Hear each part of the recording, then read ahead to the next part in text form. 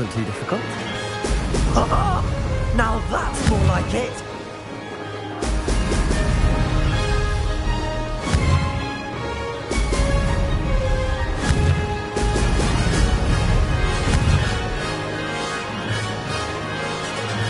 No success there.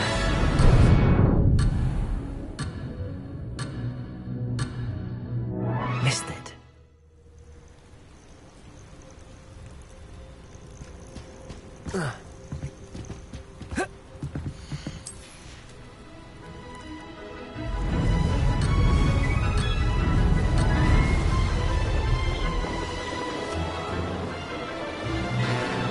Made it.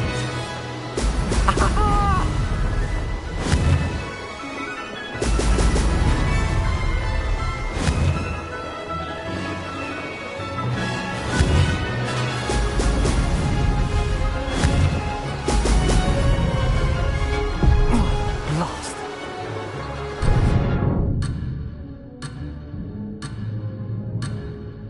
Ah.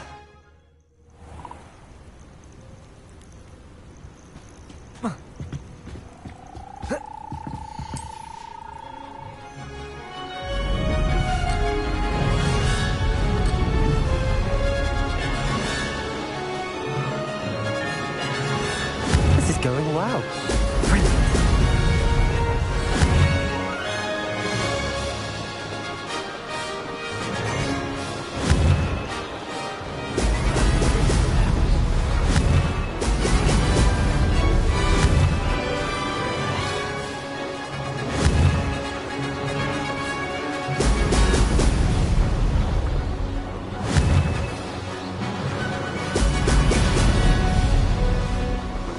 Brilliant flying, if I do say so myself.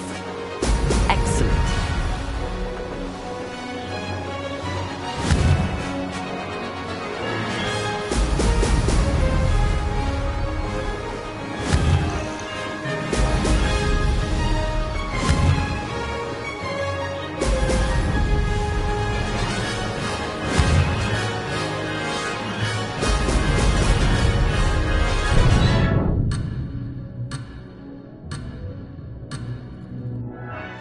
I can do better.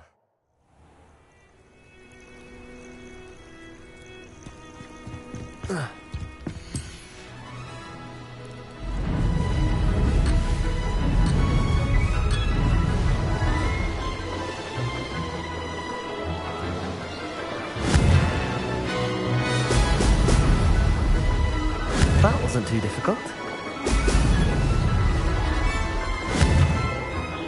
Excellent.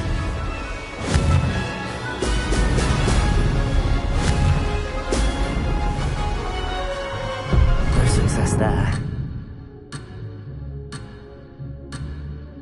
Ah.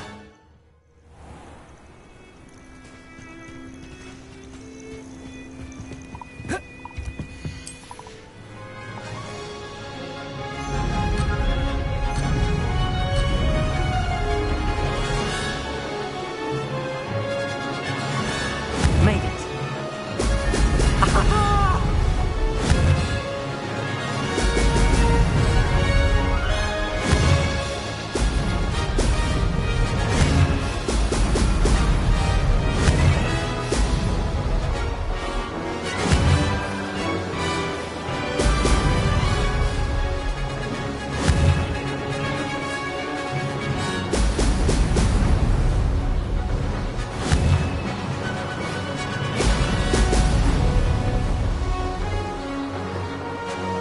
Brilliant flying, if I do say so myself.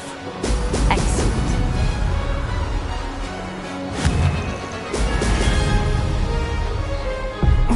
Lost.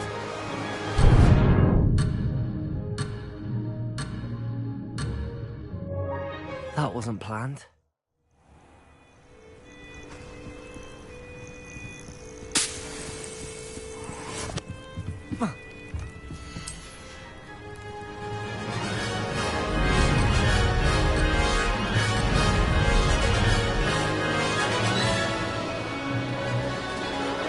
This is going well. Excellent.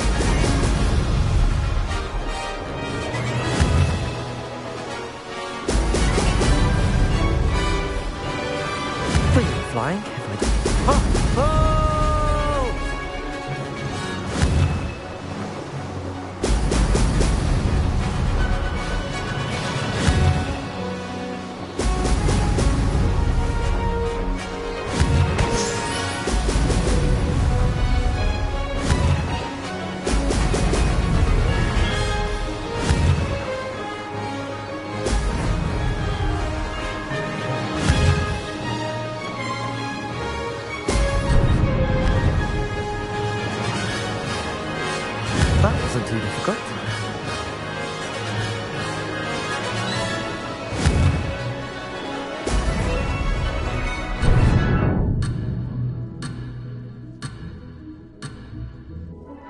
Close, but not close.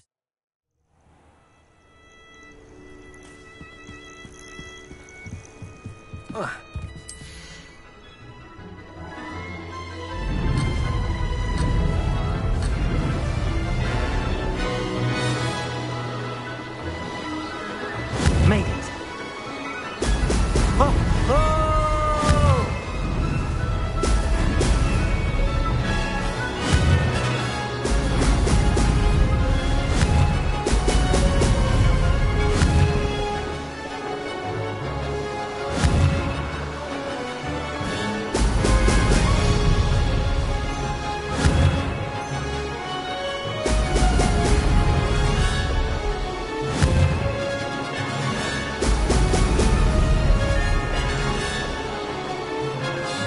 This is going well.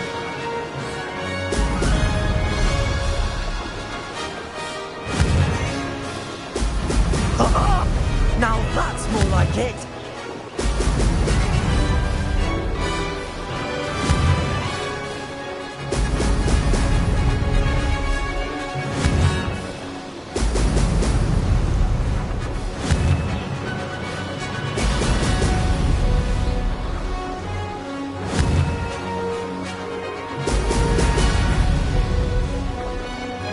Brilliant flying, if I do say so myself.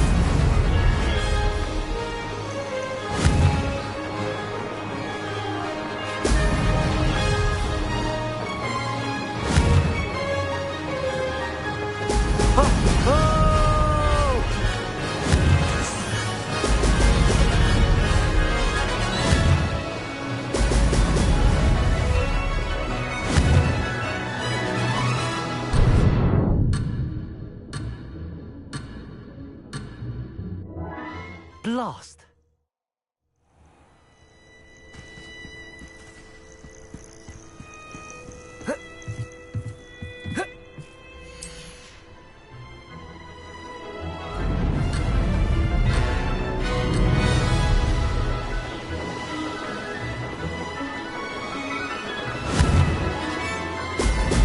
Brilliant.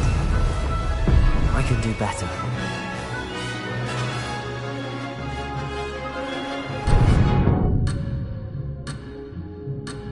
Revelio. Ah.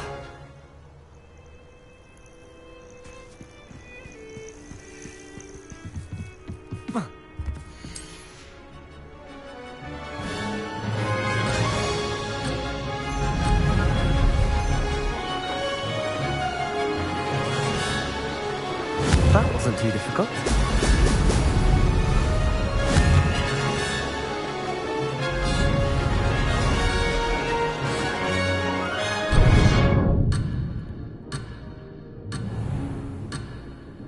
That wasn't planned.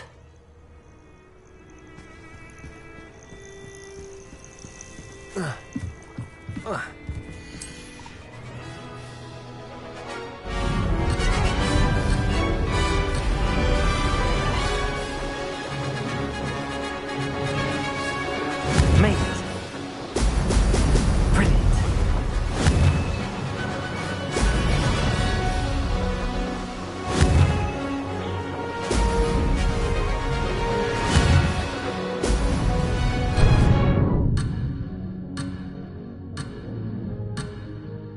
Missed it.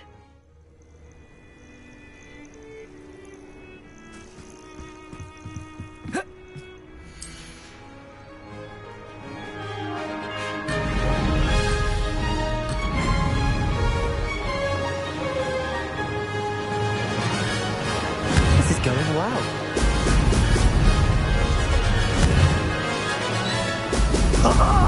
Now that's more like it.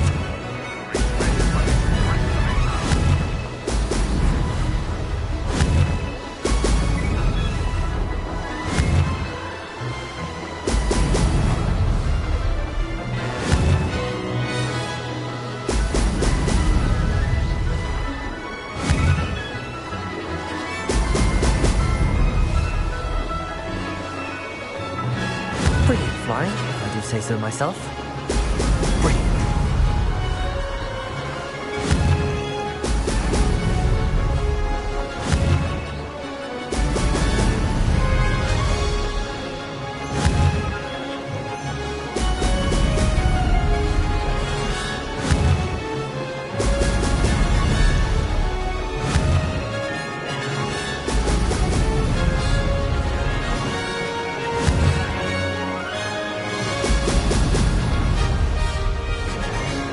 Made it.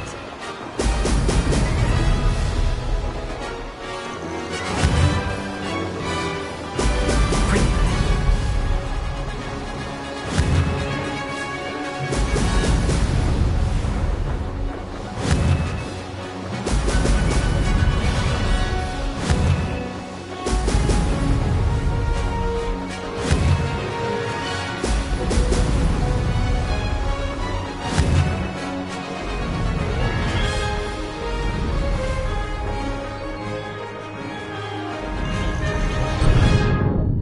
I should investigate.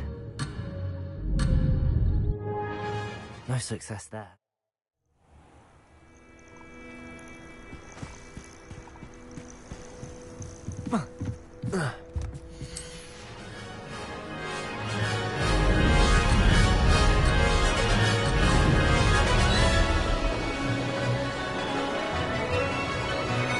That wasn't too difficult. Now that's more like it.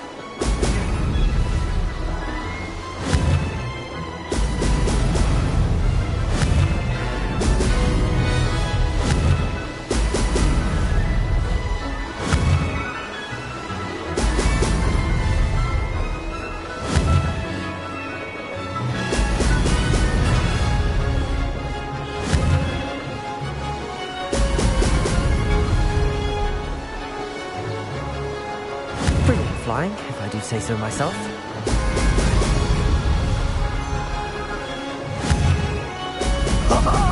Now that's more like it.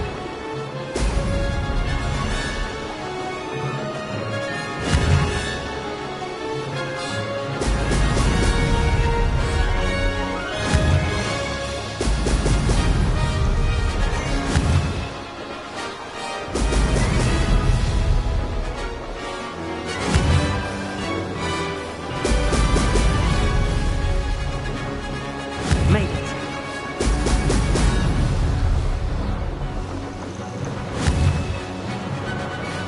Brilliant.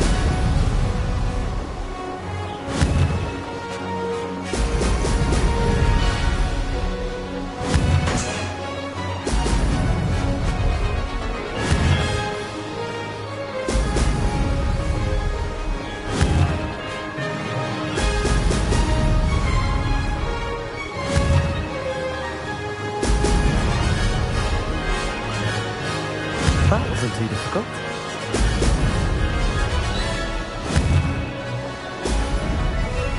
I can do better.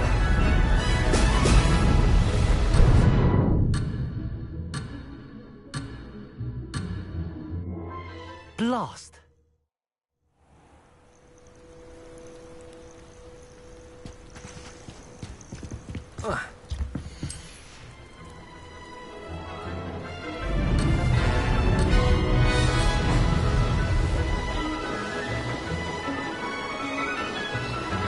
Brilliant flying, if I do say so myself. Oh!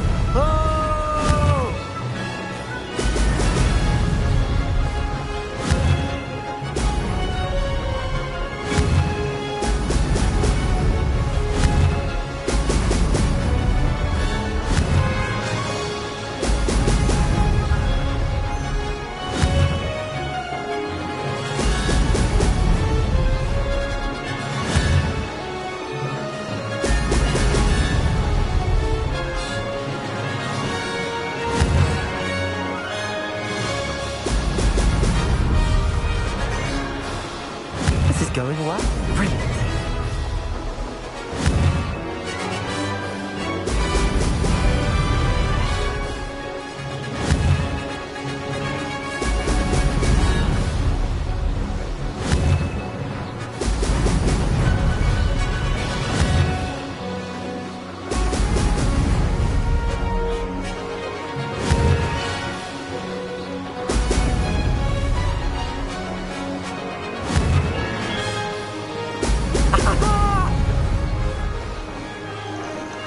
Made it.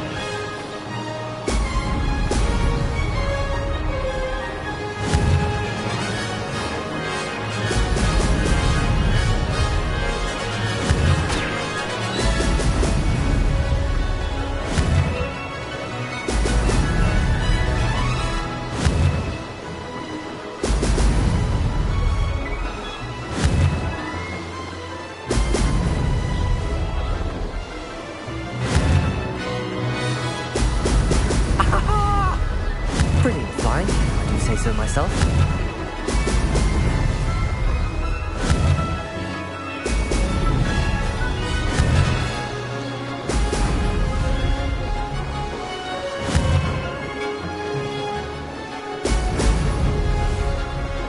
Maybe.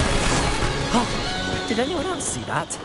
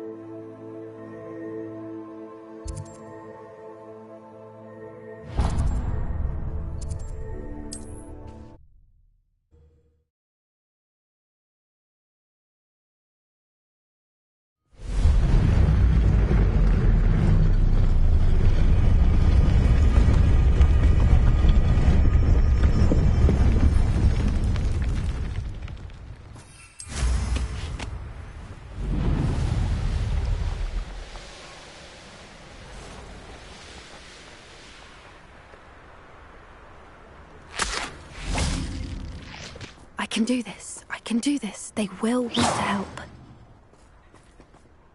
Is this where we're meeting the centaurs?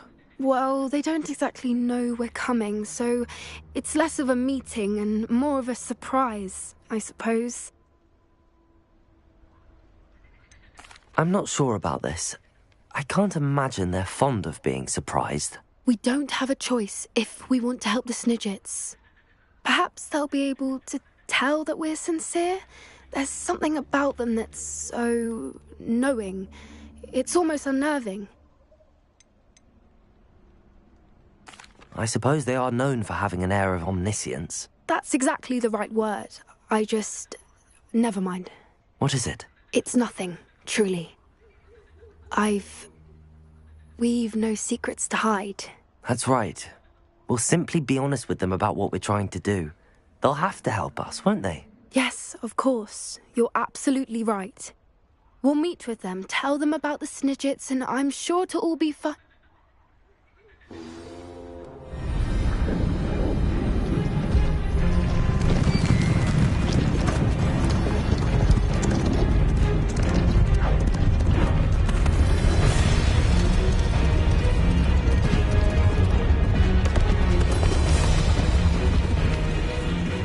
What do you think you're doing here, humans? Please! We were hoping to speak with you. Ah! I suppose you'd like a tale for your friends of the time you spoke to a centaur, and it spoke back. No, never! We're here because we need your help. Enough! You made a grave error in judgment in coming here, little witch.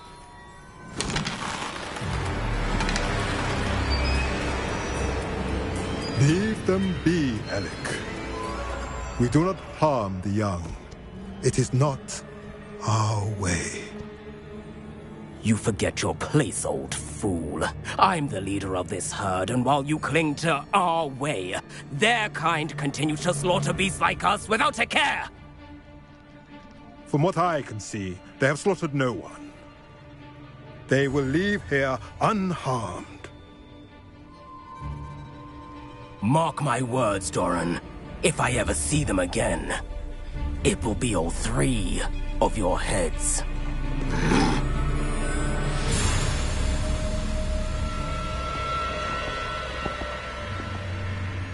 Foolish children. Do you know what happens to wizards who wander here?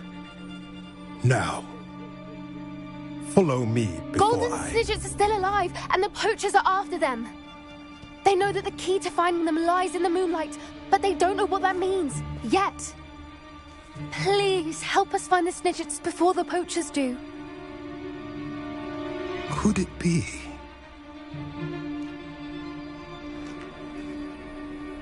In the south, there is a cave within which lies what the poachers seek. A moonstone. Retrieve it and place it in the henge in the forest. I, on the other hand, must go speak with the herd. Find me after you have done this.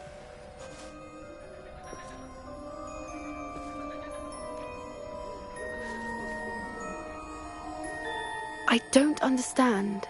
So the moonlight mentioned in the journal doesn't refer to actual moonlight, but to a moonstone. What do moonstones have to do with Snidgets? And why was he so certain about where we could find one? Isn't Moonstone all around us? Why retrieve one from a cave? Knowing centaurs, I suspect he's referring to a specific moonstone. We'll likely know it when we see it.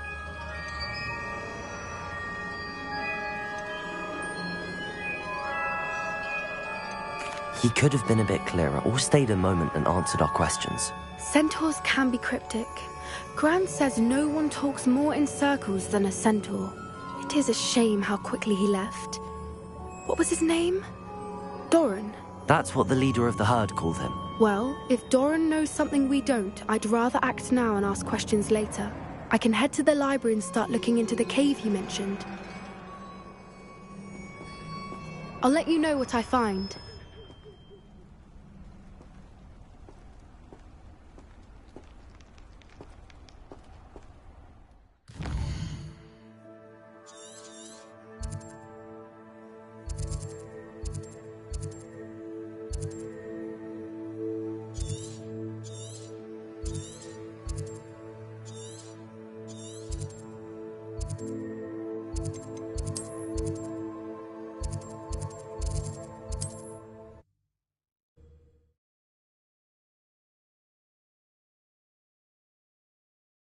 Does it get any more cozy than Hogsmeade?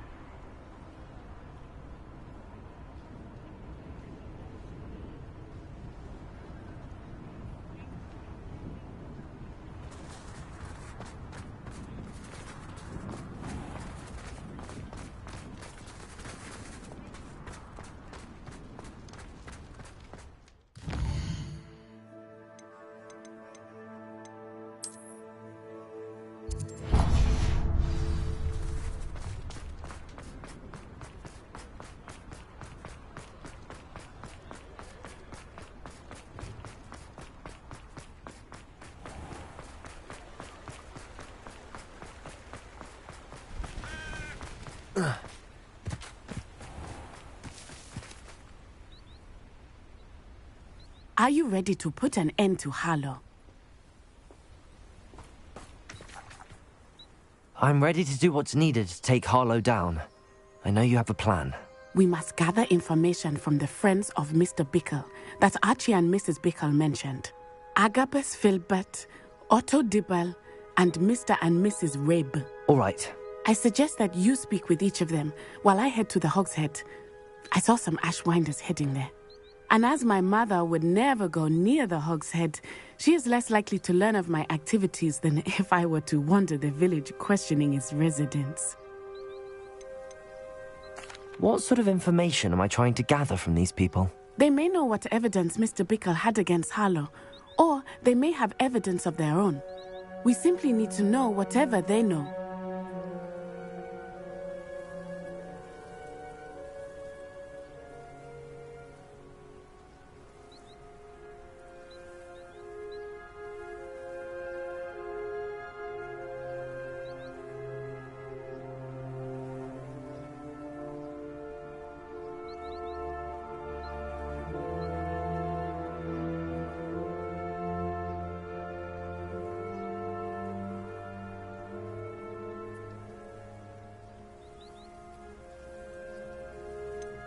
Where am I to find these friends of his? I do not know about Mr. Rabe, but his wife, Daisy, is often in Hogsmeade, as is Agabus Filbert. And Otto Dibble, he works at Gladrags, so you will likely find him there.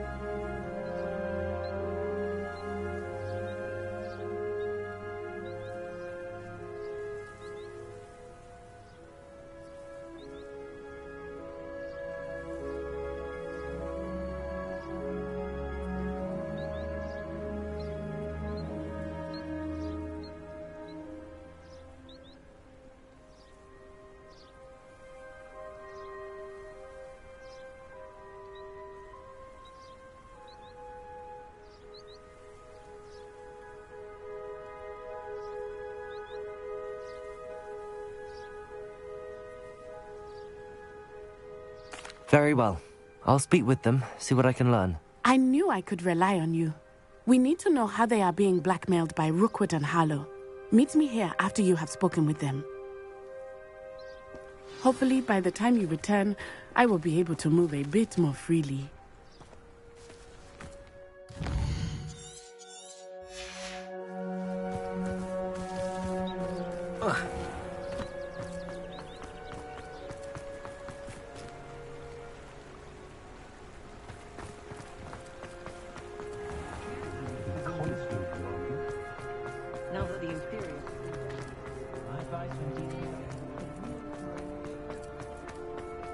Have you tried Murklow?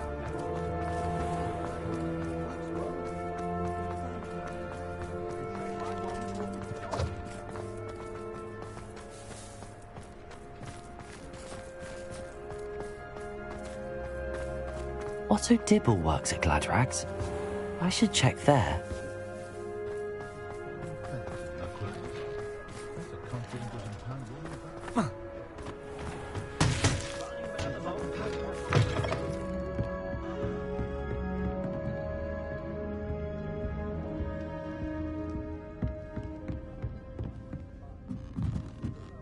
Mrs. Rabe should be nearby.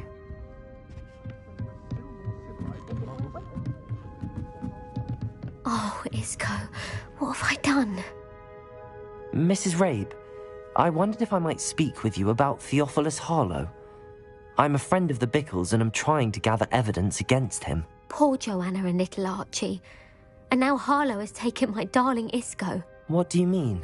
Why? I'm a security guard at Gringotts, and my husband is a curse breaker for them. Harlow approached me about helping him extort my colleagues into giving him treasures from the vaults. And you declined? Of course I declined. Repeatedly. I thought they'd given up, until I came home one night and found my husband gone, and a note affixed to my door with a knife. The note stated that I only had a few days to reconsider helping with some banking needs, and that my husband would appreciate it if I acted quickly. But the help Harlow wants is help that I cannot give, and my dearest Isco is paying the price. Are you sure the note means that your husband was kidnapped? What else could it possibly mean? Besides, I came home to find that someone had trampled the daisies in our garden. It may sound silly, but those were Isco's pride and joy. He would never have let that happen. Have you helped Harlow since your husband was taken? No, I'm worried sick about Isco, but he'd never want me to compromise my integrity. I also know that he's extremely clever. That said, I was hoping he would have escaped by now. It makes me concerned as to why he hasn't. Why wouldn't Harlow extort your husband? Isco's job is even more removed from the vaults than mine. He travels the world for the bank. He could do nothing for Harlow. I'm the one in the bank on a daily basis, which evidently makes me an enticing target for blackmail. Thank you, Mrs. Rabe. Knowing the lengths that Harlow will go to is helpful, albeit more than disturbing. Mr. Bickle was trying to help us, but now he's gone. I don't know what to do. I shall do all I can to get evidence against Harlow, Mrs. Rabe. Very well. Here's the note I received. You must be careful as well. Please don't put yourself in danger.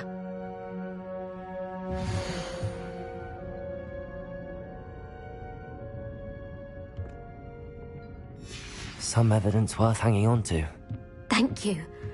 I hope it's not too late. Now, to find Mr. Bickle's other two friends.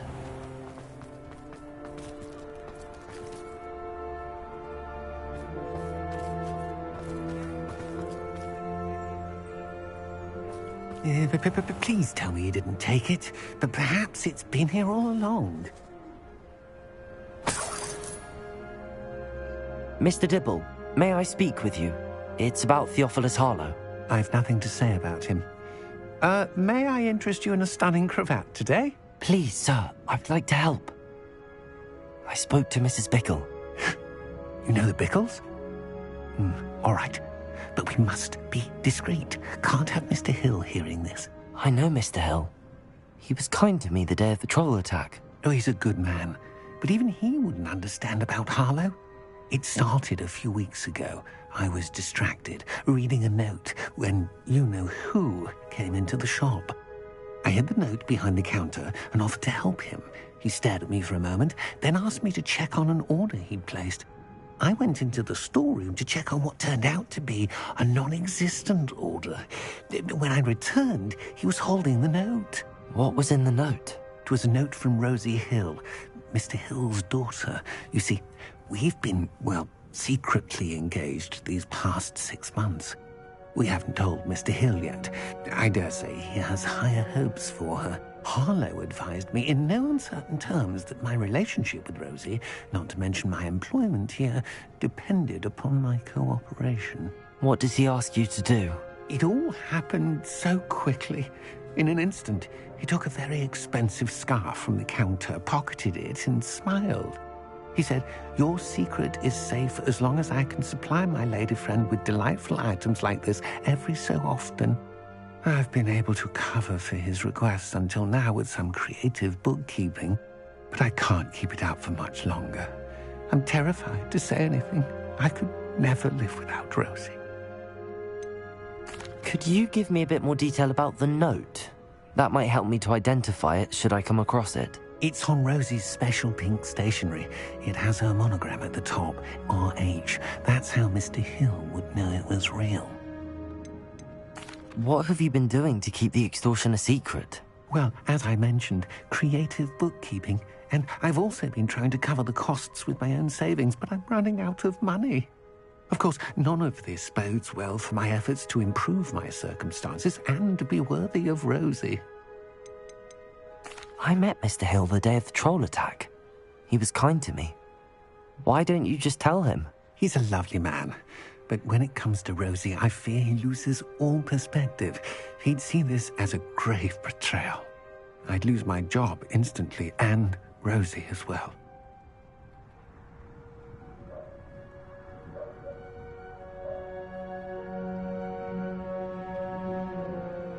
Thank you for telling me. I'm gathering evidence to take Harlow down. I would love nothing more than to see him rotting in Azkaban, but be careful. He's an awful man and incredibly dangerous. As for Rosie's letter, should you happen upon it, I have committed it to memory. You may destroy it immediately. Understood. Now hurry off before Mr. Hill returns. Where was I? We're on the right track. Now to find the last of Mr. Bickle's friends.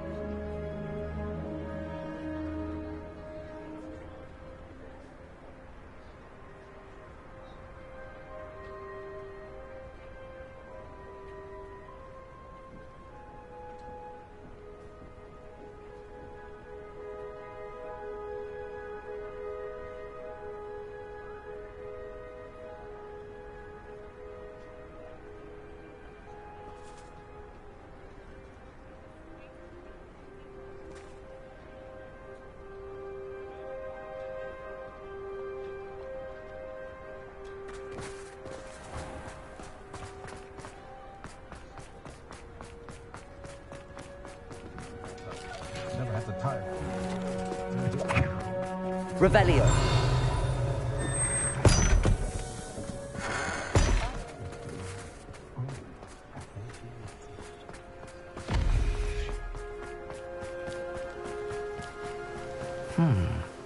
Agabus Filbert must be around here somewhere. Hello there. Excuse me, Mr. Filbert. I wondered if I might speak with you about your dealings with Theophilus Harlow. I hope to ease Mrs. Bickle's mind by gathering evidence against him. Tragic, what happened to Bickle. He wanted me to speak out against Harlow for an act of violence committed against me. But I feared Harlow's retaliation, and so I refused. If you had spoken out against him as Mr. Bickle asked, perhaps Harlow would be locked away by now. Perhaps. But perhaps I would have suffered a similar fate. You said that Harlow committed an act of violence against you. Could you tell me what happened? Before my extraordinary wife, Dulcibella, passed away, she had just completed a small book of poetry. As a surprise for her birthday, one she never had the chance to celebrate, I had the book beautifully bound and plated in gold. One day, Harlow came calling to punish me for having spoken out against the Neanderthals that comprise Rookwood's lot. Before I knew it, I'd been petrified, and Harlow was rifling through my home. He found the book of poetry, with its exquisite gold plating. I watched helplessly, lying there in my entranceway as he walked away with the book, laughing as he went. I was shaken to my core. Still am, to be honest. I imagine you fear Harlow retaliating again, but do you mind if I share this information with Officer Singer? I suppose I have no choice. This extortion can't go on forever. You can pass it on to anyone who may be willing to help. Harlow does not like people talking, as you already know. I've spoken with Mr. Bickle's friends. Now to find Natty.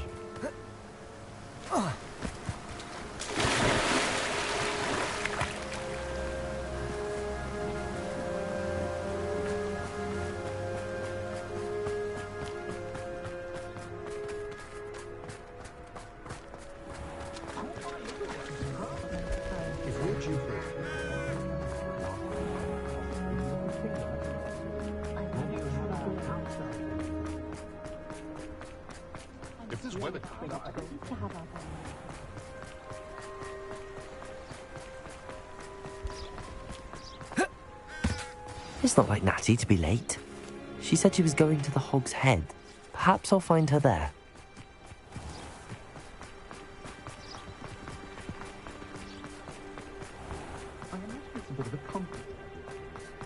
Work hard.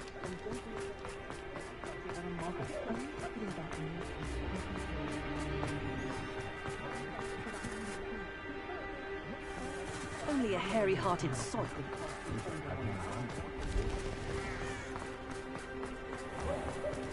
Storm blowing in from the ocean soon. All the fruiters take a flight. The tails and beetle the birds still trotting. Natty must be around here somewhere. That, of course. Hairy-hearted for my taste.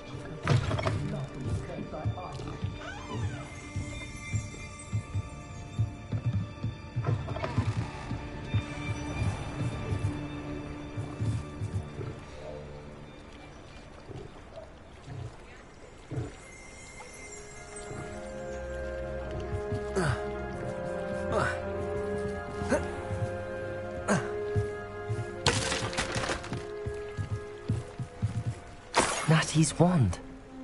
She can cast without it. She wanted me to find this.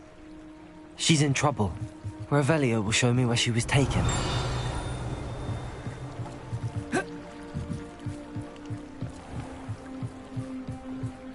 Revelio!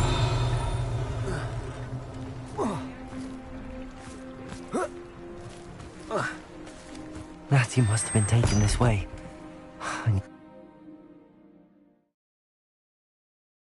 The footprints led to this room. There must be another way.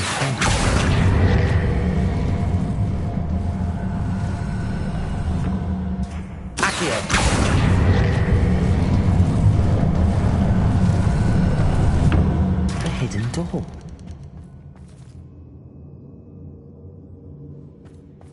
Revelio.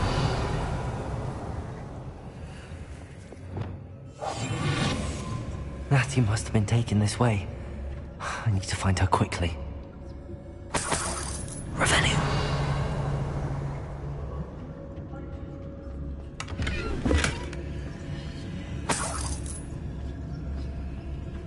Let's finish this job. I'd better be sure I'm not seen.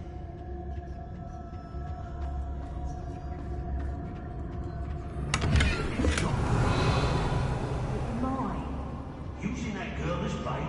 How much coming for her? We ought to just kill her.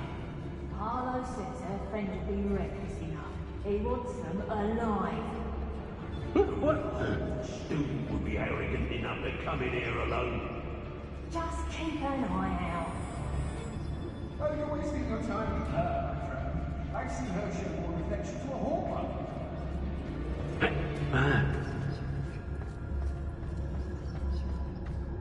Revelio.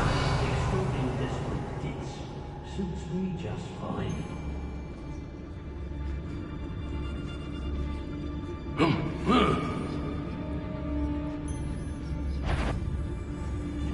So where are me lads in Rookwood times is glad? I raided Rockborough more times than I can count. They're incapable of defending themselves.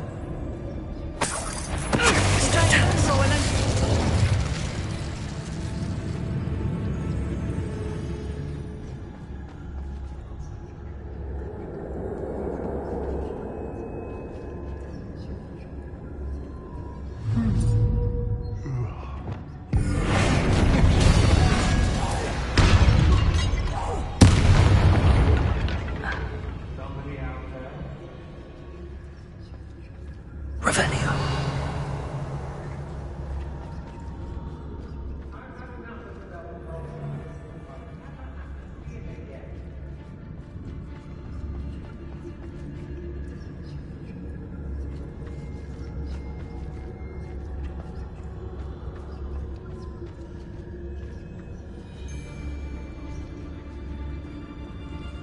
When I had a knocker when I was younger, I transfigured it, but it just changed it. When we're done here, I'm going straight to the hall.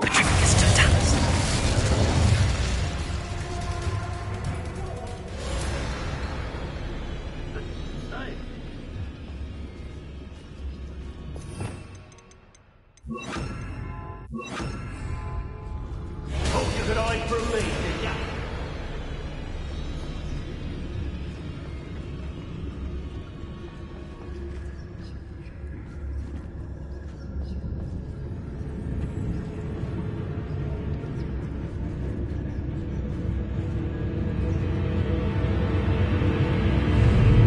Now, Jackson.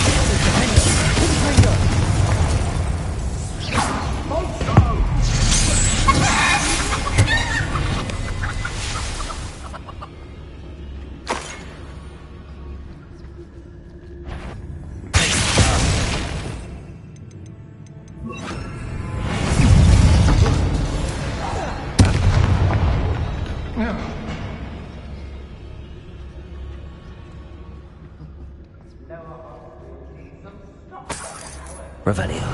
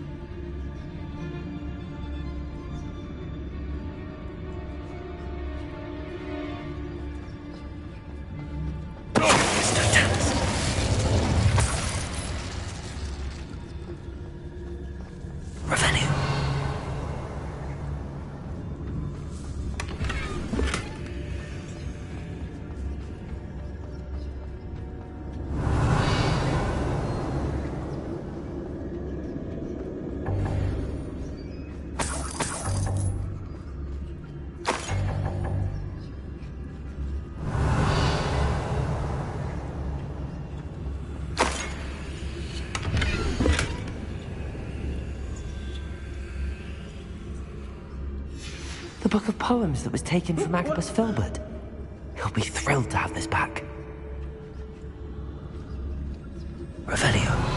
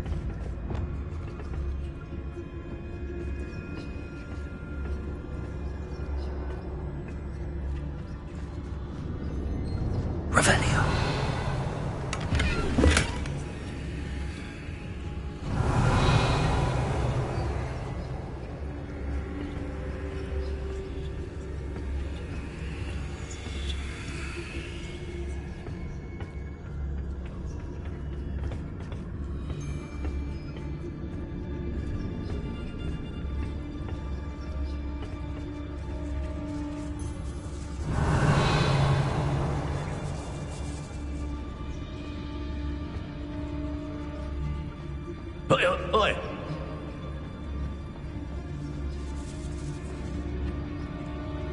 We should speak to her again. Perhaps she'll tell us where we can find that friend of hers. She's determined to say nothing. The boss will deal with her when he arrives.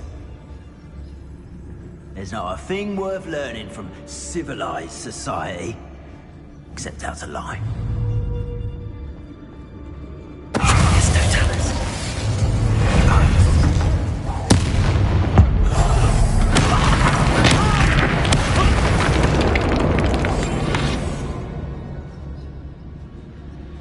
Revelio. Did you hear me? What's this?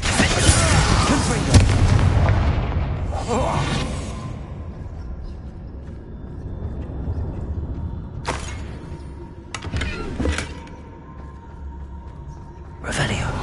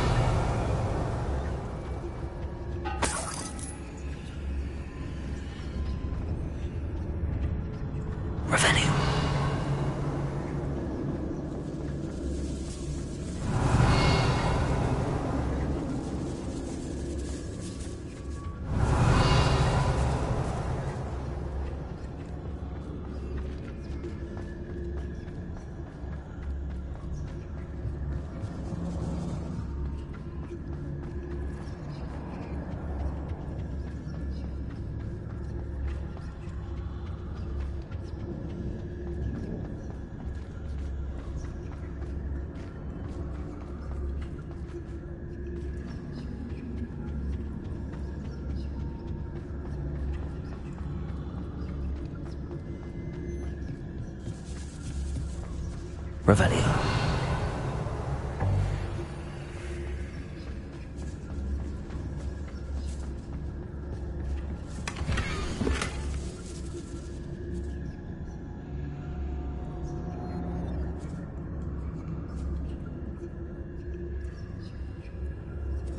Otto Dibble's love letter from Rosie. He wanted me to destroy this if I found it.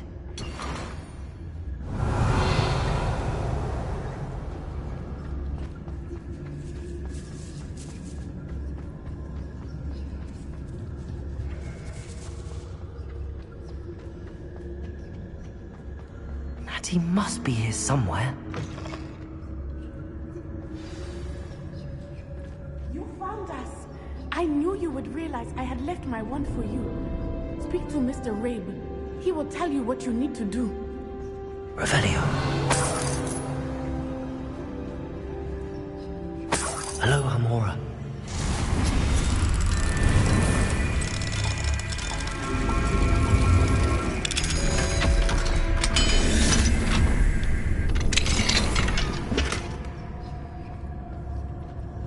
Over here.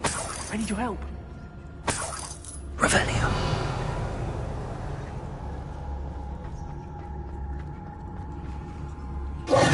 Mr. Rabe, Daisy told me you'd been abducted. You spoke with my wife. How is she? Worried about you. Are you all right? I am all right. Thank you for coming. These locks are cursed, and there's an anti-apparition jinx on the cells. Even Natty's skill with wandless magic cannot free us. I need you to find my wand. Mr. Rabe, I found your wand. Well done. I knew it was nearby. Now, you best stand back. One never knows how a curse will react to being broken.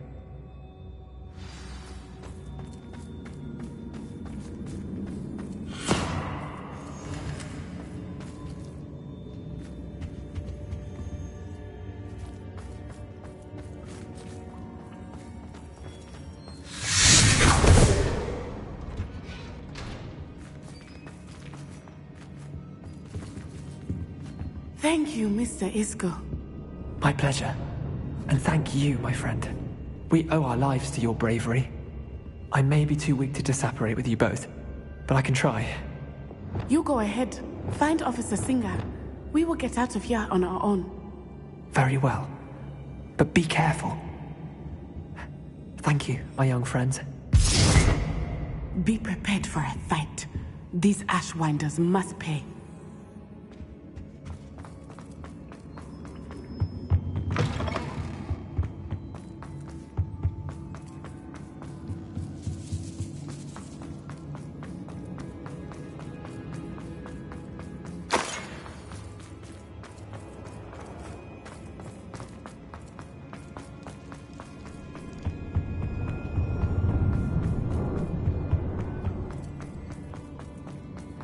Let's find Officer Singer and put an end to Harlow.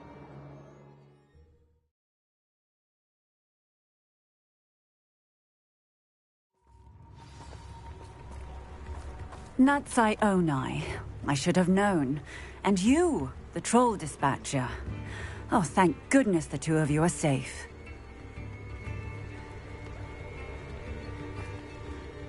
Isco Rabe told me a couple of students had rescued him. Should have known it was you two. Is Mr. Rabe all right? He is. I sent him home to his wife. Miss Onai, your mother will not be pleased to learn that you're still risking your safety pursuing these dangerous men. Actually, Officer Singer, Natty and I learned of several Hogsmeade residents who've had their lives threatened by the Ashwinders. In addition to abducting Mr. Rabe to blackmail his wife and Natty, Rookwood and Harlow have also extorted Agabus Filbert and Otto Dibble. I will look into all of that. As for the two of you, I appreciate what you're trying to do, but you are taking great risk. Next time, please let the authorities handle the Ashwinders. Yes, officer. Do you have enough evidence to take down Harlow and the rest of Rookwood's lot? Well, it's certainly a good start. We shall see. But you can leave this to me now. Natsai, you may wish to speak with your mother about this before I do. My mother will not like this. Thank you again for rescuing me. We shall speak soon.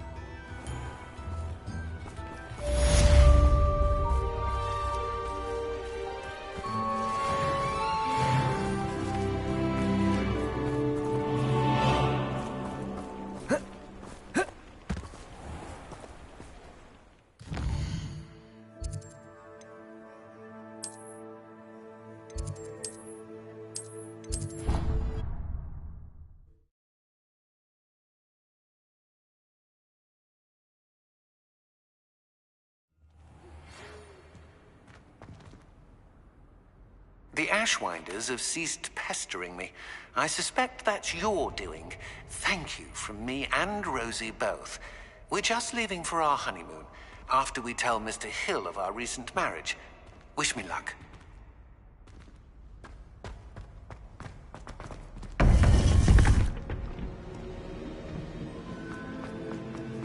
Welcome back. Hello, Professor. I have news. The goblins are looking for something. Another repository. They've built drills to help with their search. Most troubling. Are these repositories like the broken container I found at Rookwood Castle? They are. I fear we have no time to lose. Have a look at the map. Fortunately, the next trial is fairly nearby. It's Hogwarts. As you know, I was headmistress in my time. My portrait hangs in the headmaster's office. In fact, I witnessed Professor Black learn of your arrival. And I'll confess that I wondered about you. Wait, is the next trial in the headmaster's office? It is. I had hoped that when the time came, the occupant of that office would be of help to us. Unfortunately, this headmaster seems wildly unconcerned with anything but himself. You'll need to access the office while he's away. I understand. Very well. I'll find some way to get in. Good. I shall meet you in my portrait there. Until then.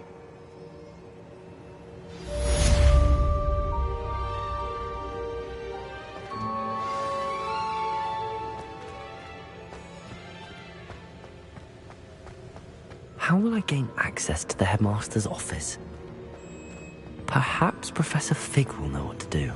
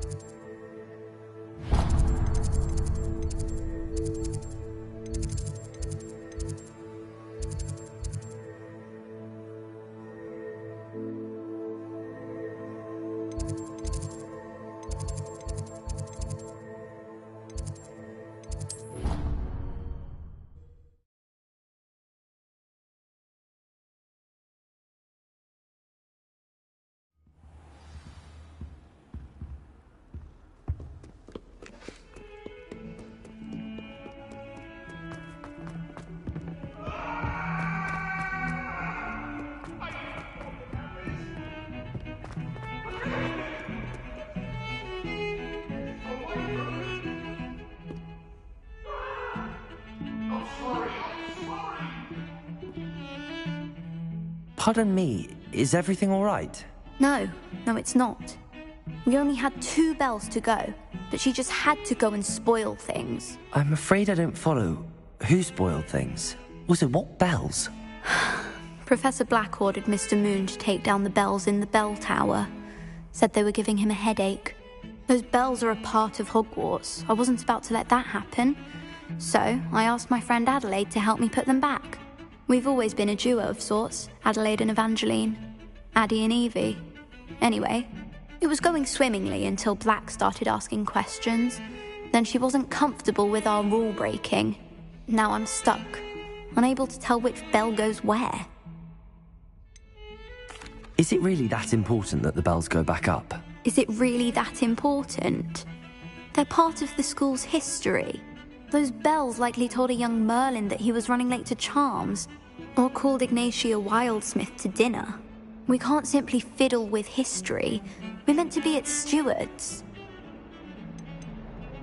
It's certainly an odd decree, even for Black, taking down the bells for a headache. I agree. I thought it might also have been that they interrupted his hourly naps. That's all he does in his office, you know. But then I heard... Can you keep a secret? I can.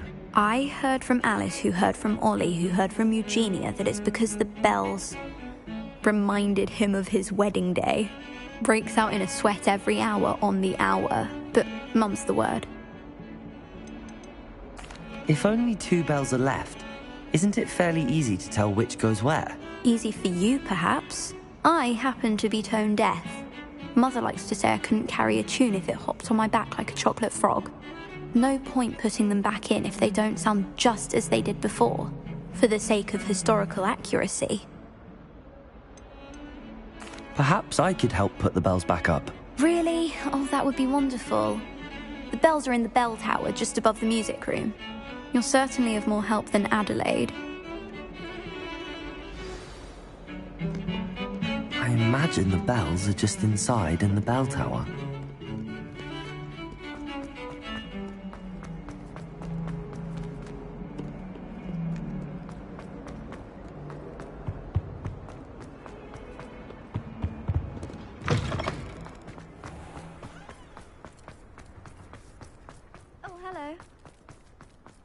Revelio.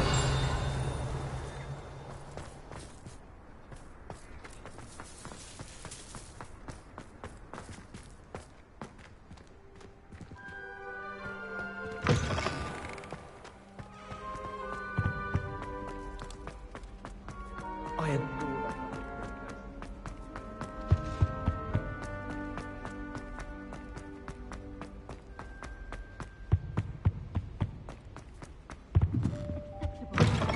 Acceptable?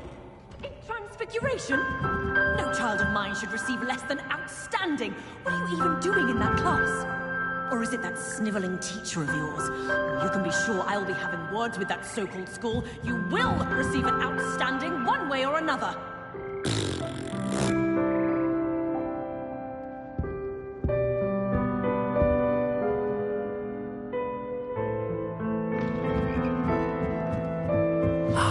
The bells must be upstairs.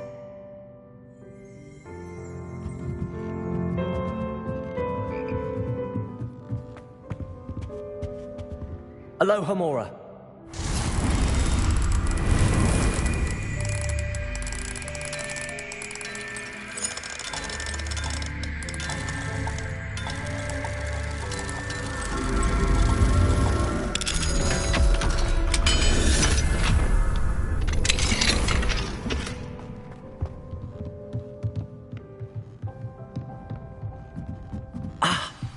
Found them. Revelio. I'll have to get those up there somehow. Wingardium Leviosa, perhaps? Accio! Wingardium Leviosa!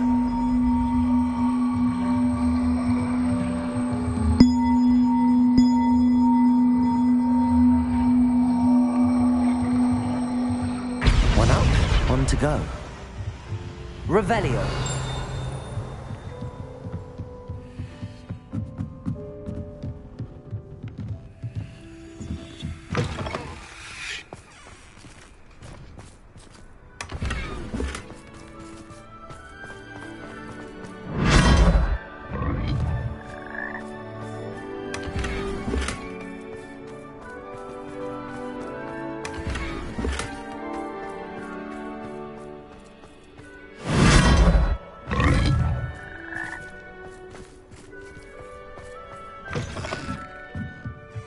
Revelio.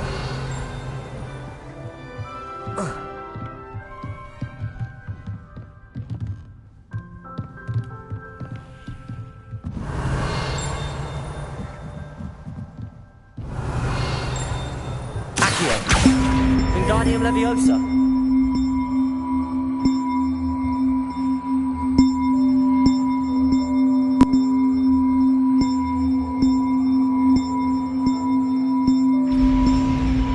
Well, that wasn't too hard. Evangeline should be pleased about this, even if Black isn't.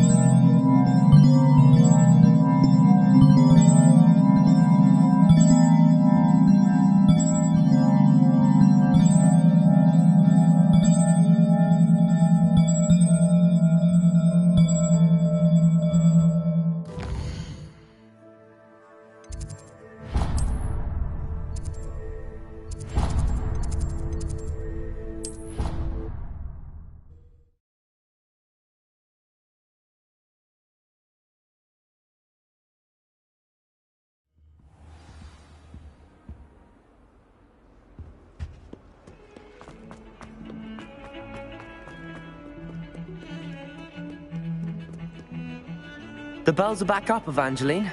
Oh, you're a credit to the school. I can't wait to hear them. I can't wait for the headmaster to hear them. I wish I could see his face.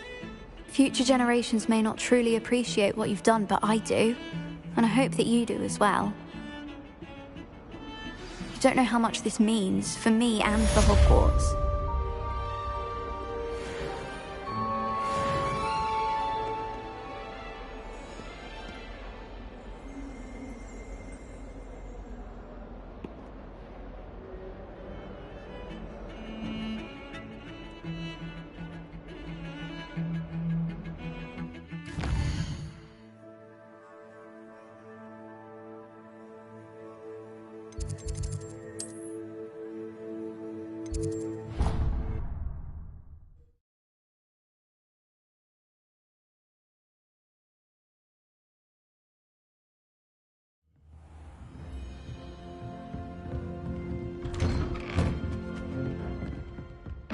Revelio.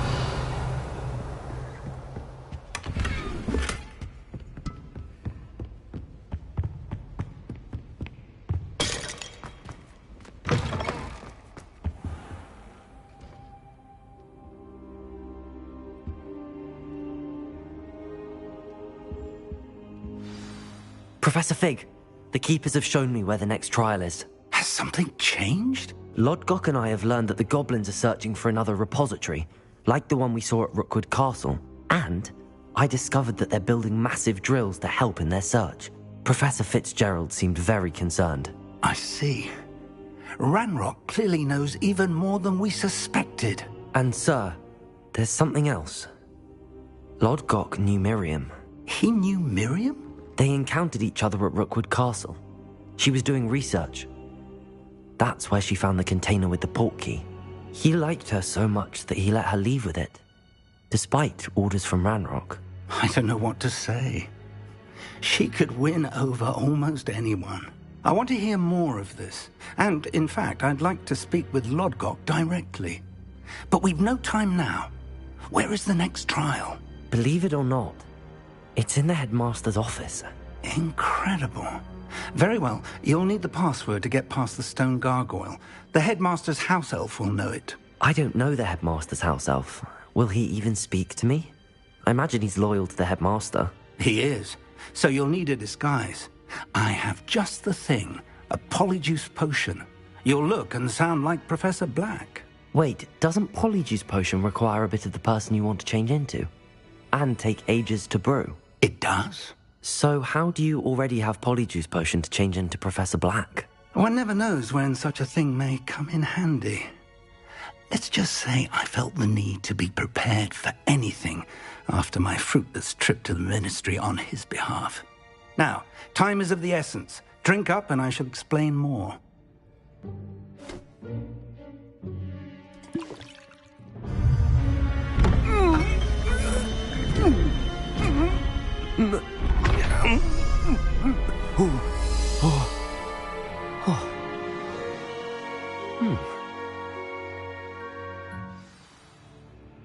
How do you feel?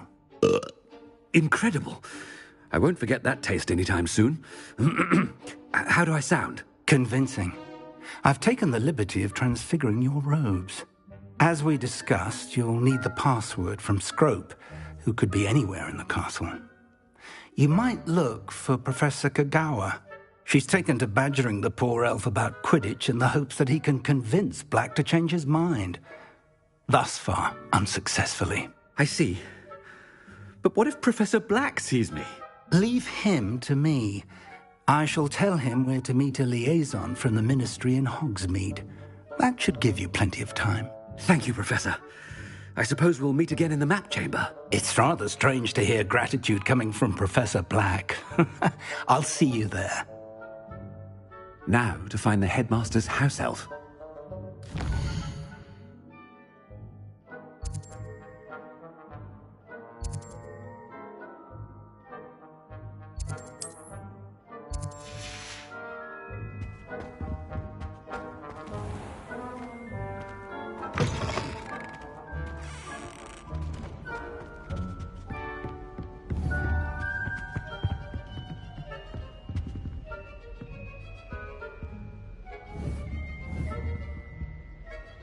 Got called on to read out loud.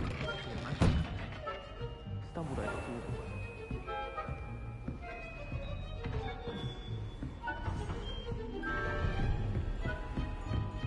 Professor, a moment of your time, please. Professor, I was hoping to catch you. Places to be, Professor Sharp. Places to be. Of course, sir. Only, you'd asked me about a particular potion, and I did?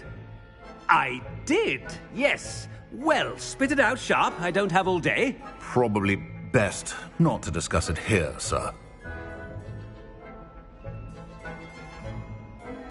I assure you, Sharp, you may speak freely. Very well. I've brewed the cure for boils you wanted. I can drop it by your office when it's convenient. Of course, yes. No need for all the cloak and dagger. Simply have a student deliver it. A student? Very well, sir, if you insist. I do. And thank you, Sharp. I just hope you've brewed enough for all my boils.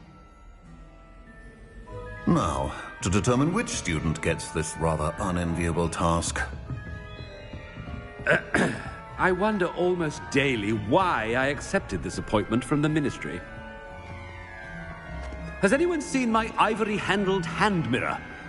Of course you haven't. I thought I heard the headmaster approaching. Gareth! Mr. Weasley, what are you doing here? Don't you have, somewhere to be? Oh, Professor, yes, of course. All sorts of places I'd rather be right now. Do you need something from me? I'm looking for my house elf. Surely you've seen him? Ah, the little one-eared fellow. I saw him heading to the Great Hall moments ago. Muttering on about your, sterling graces, sir. I am watching you, Mr. Weasley. Mr. Redding, who owns Honeydukes, tells me some of his billywig stings recently went missing. Prime potion ingredient. And I know you fancy yourself a skilled potioneer. What? But, sir, I haven't been anywhere near Honeydukes. Bah! That's enough from you. Just know that I have eyes and ears everywhere. On your way, Mr. Weasley.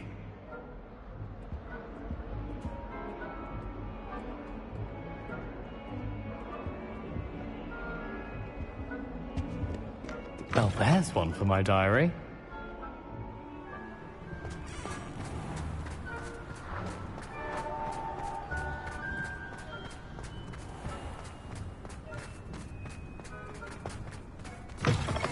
Chewing with your mouth open?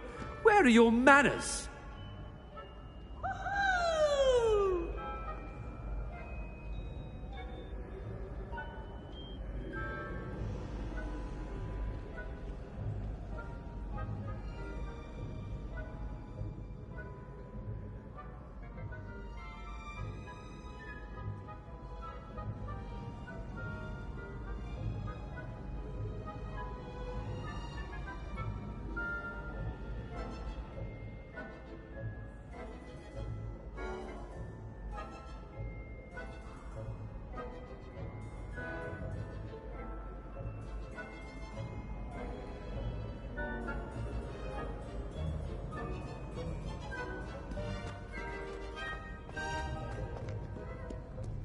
Professor Black, how are you, sir?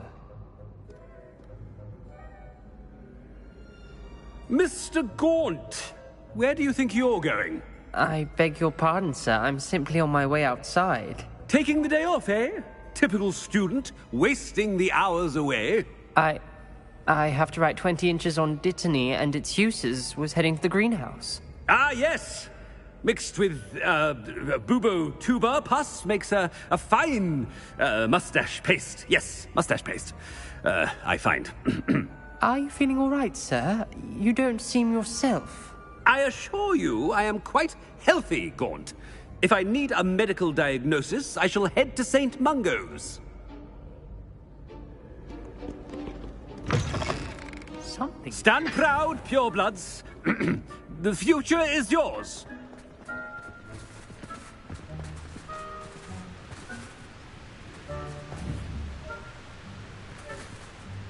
At least they can't.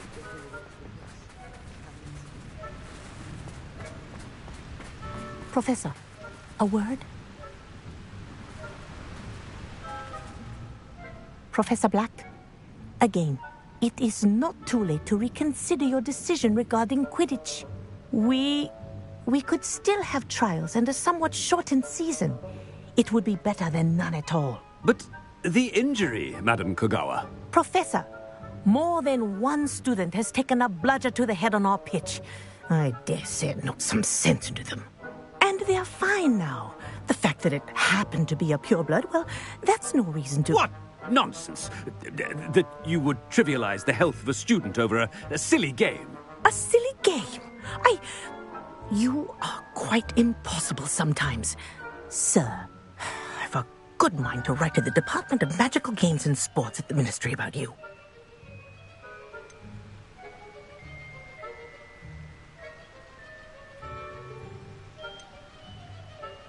Good idea. I can even provide the parchment should you need it. Now, where is my elf? Parchment? Very well, I will, and with pleasure. And I spotted Scrope in the Great Hall. Seems to be avoiding me. I wonder why. Good day, Madam Kagawa. What did we do to deserve him as a headmaster? You call that a shine on those boots? Do better!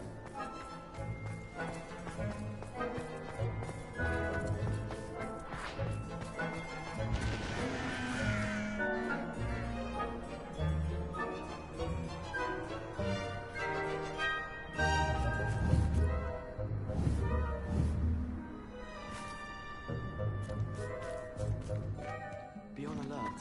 Professor Black's on patrol. The headmaster, he's coming this way. Can you eat a Chinese chomping cabbage? Not that I'm going to find out, mind you. Miss Broom, a word. Oh, Professor, this is an interesting surprise. It's Bloom, by the way. Remind me of your area of affinity, Broom. OWLs are swift approaching. Charms, sir. Non-verbal spells. Might work on one that makes me disappear. Well, keep at it, Broom. And before you know it, you'll be as invisible as that new fifth year seems to be. They're not invisible, sir. I've seen them near the library. In fact, they help me with my, heavy books. Speaking of invisible, where's my blasted house elf?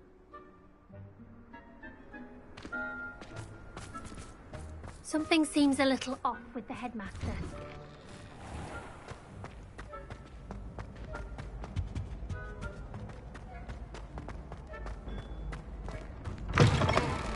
Greetings! I mean, out of my way, children!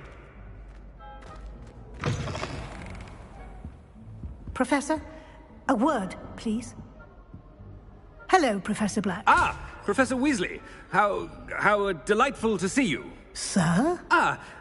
Since I have you here, I wonder if I might, speak with you about Professor Fig. Oh, very well. I've decided to give him a bit more, leeway with his time.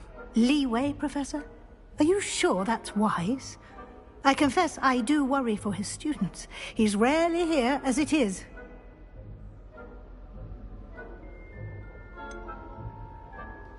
I realize that, and I'd like to keep it that way. I see. But, sir, if I may, I am wary of how much time the new fifth year seems to be spending away from the castle, supposedly on Professor Fig's behalf. I've heard unsettling rumors of their escapades. Everything from sneaking into the Forbidden Forest to confronting Ranrock's loyalists and Rookwood's lot. What? Goodness. You cannot believe everything you hear, Professor. No, you cannot. I mean, I shall keep an eye on Fig. You simply keep doing the wonderful job that you're doing. Simply wonderful. Thank you. But I'm happy to look into... Good. That'll be all, Weasley. I mean, Professor Weasley. Good day.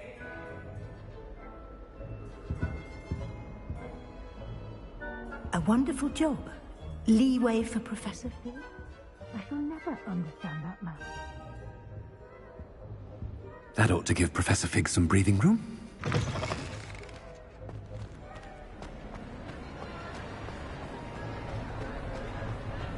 Wait until Master sees what a wonderful job Scrope is doing.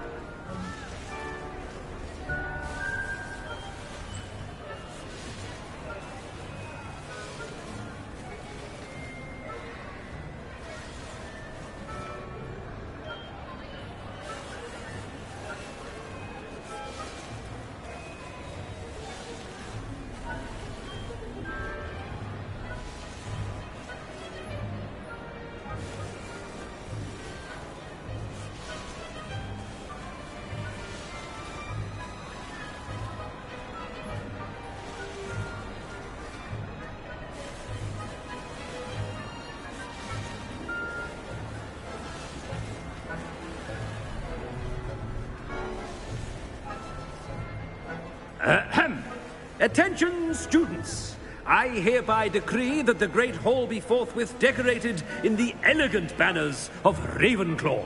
I shall be taking no questions at this time. Or ever.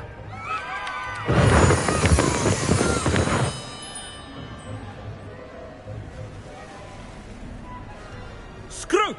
Oh, greetings, Master. Remind me of the password to my office. Oh, but Master made Scrope swear never to tell anyone, even Master himself. How dare you question me? I've a mind to give you a matching set of ears. Yes, sir. Of course, sir. Scrope begs forgiveness. It is the Black family motto, Master. Right. Of course. Master does remember it.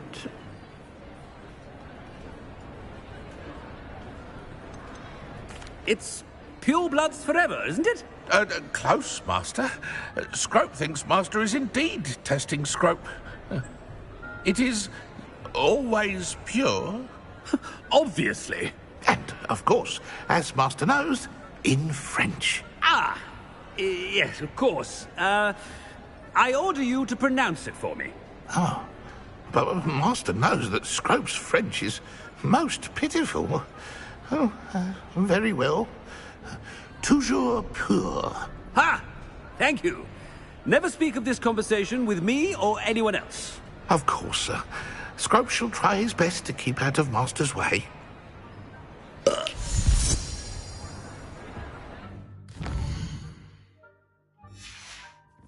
polyjuice potion's wearing off. I best get out of sight.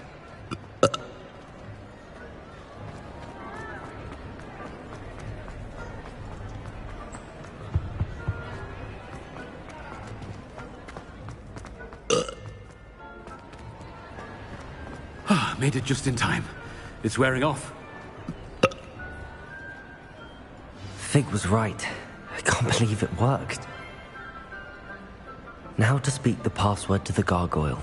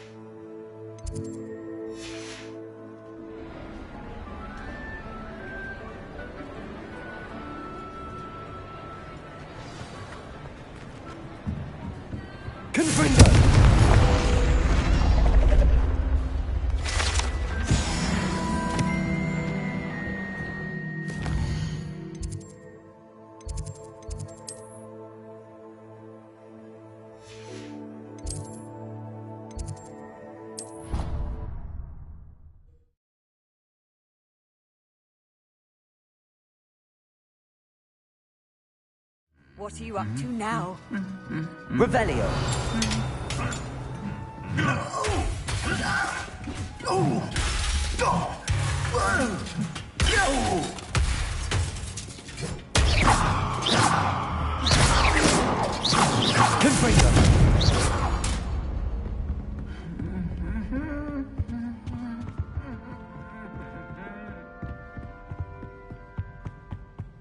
Revelio.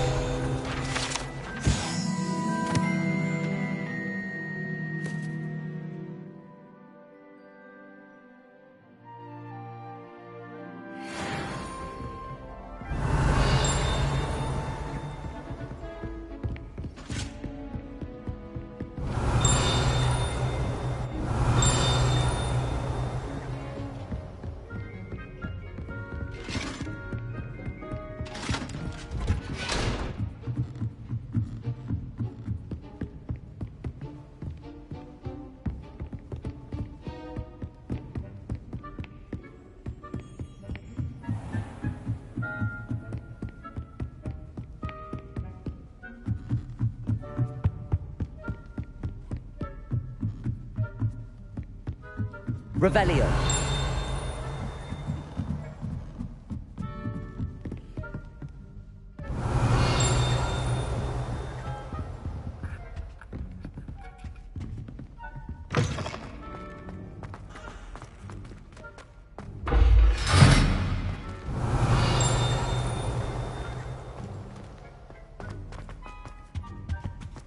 The gargoyle. That's where I need to speak the password. Revelio.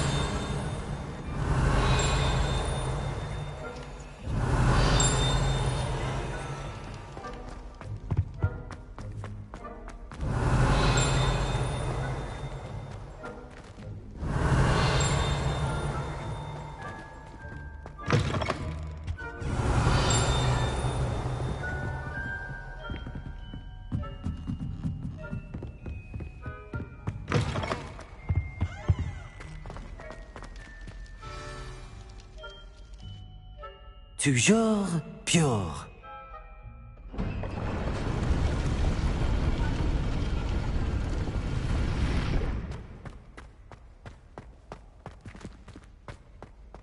Revelio. I wonder if all the elite wizarding families have a motto.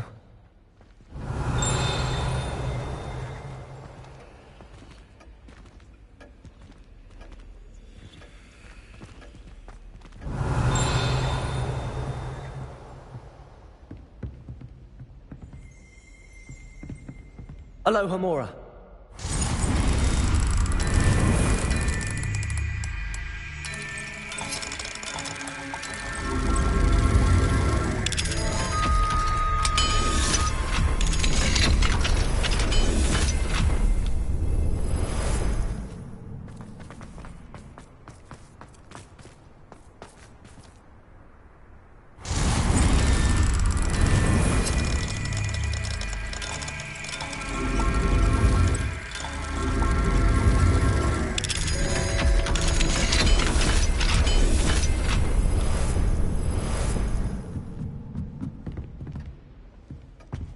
Revelio.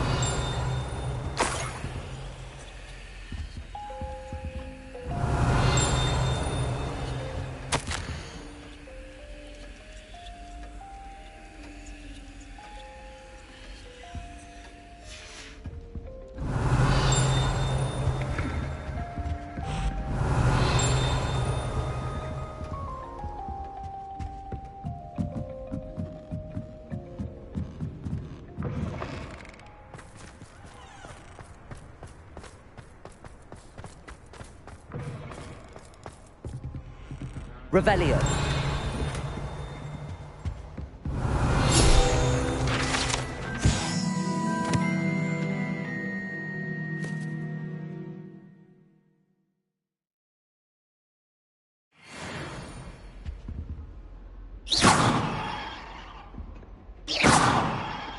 Confringo.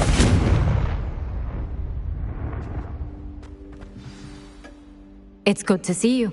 All thanks to Professor Fig's quick thinking. Now what? Approach the pedestal in the antechamber and read the book that appears. What can I expect to find in the book? A story. I cannot say more. You may recognize some elements of it, as I was inspired by a tale with which many wizarding children are familiar. I suspect there will be more to this than reading a book.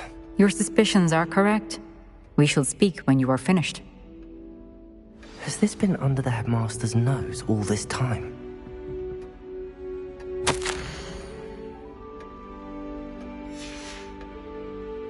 Revelio.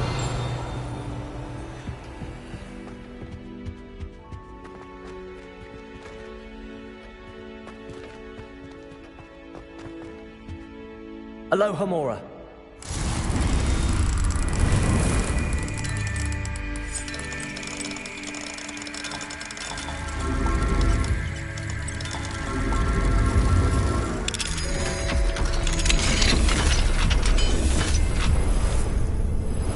Revelio.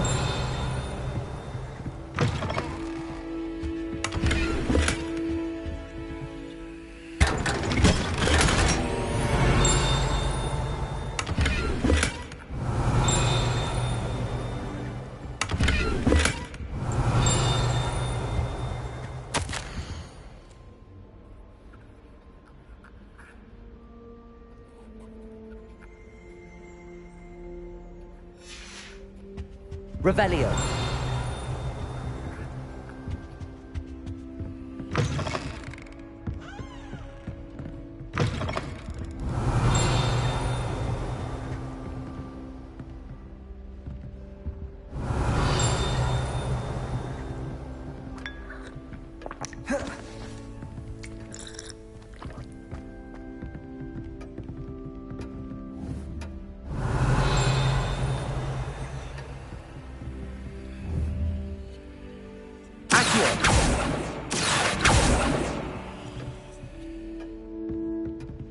Revelio.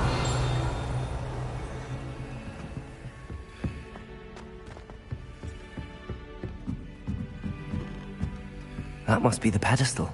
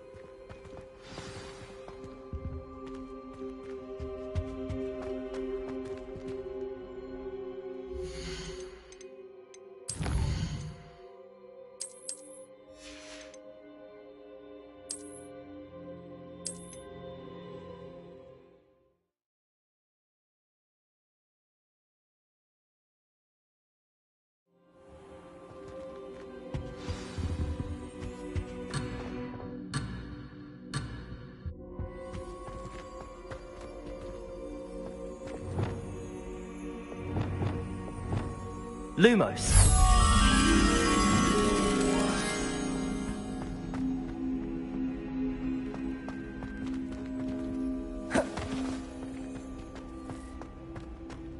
I wonder if all the elite wizarding families have a motto.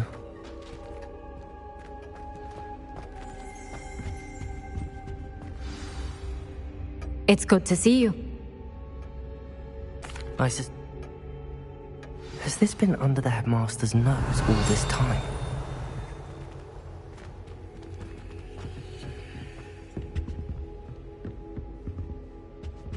Revelio.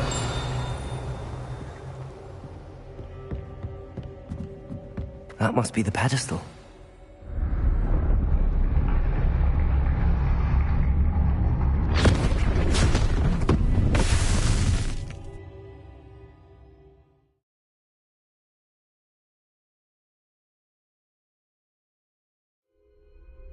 Where am I? Professor Fitzgerald? Can you hear me? I am here. In this place, you may call me Neve. You shall be witness to a fable. Pay attention. Things are not always as they seem. You must move swiftly and cautiously. Use the tools you encounter to find me. The first you will need is a cloak.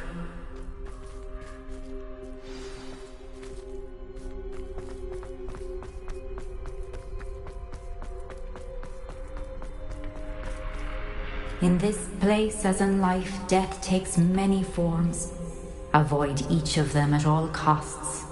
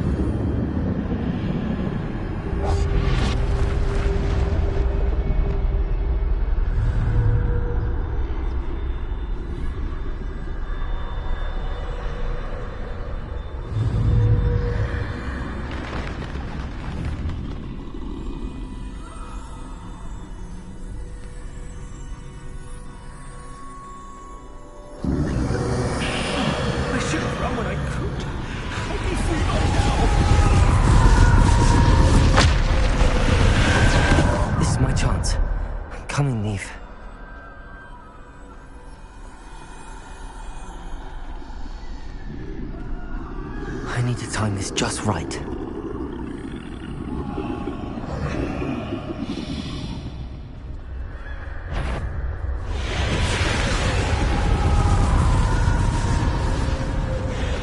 I see. A staircase straight ahead.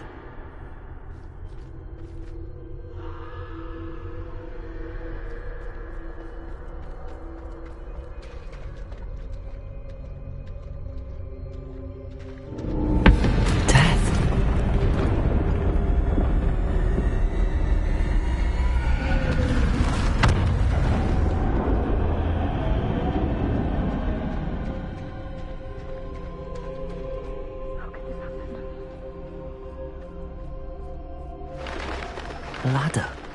Perhaps they won't be able to find me if I go up there.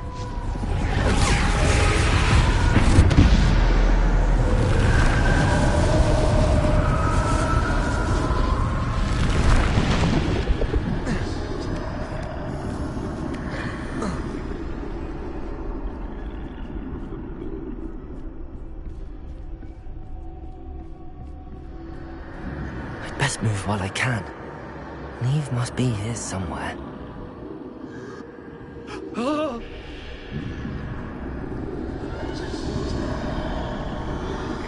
Too many.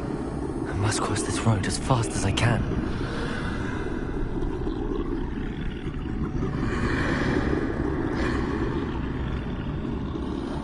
That's where I need to go, but I need to find a way past them.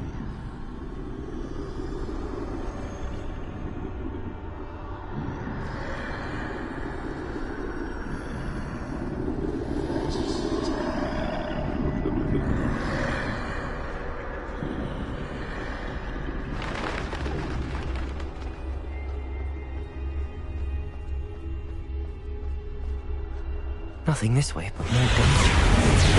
There must be another way to find you. I need to turn back. There's no way past them that way. That doorway looks like the only safe way forward. Closed tight. No way but forward, I suppose.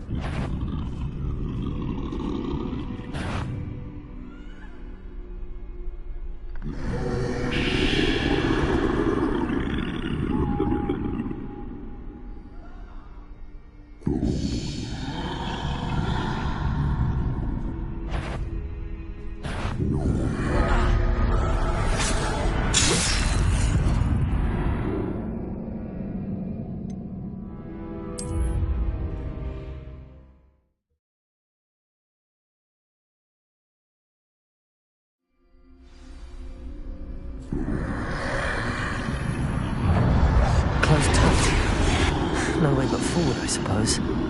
That doorway looks like the only safe way forward.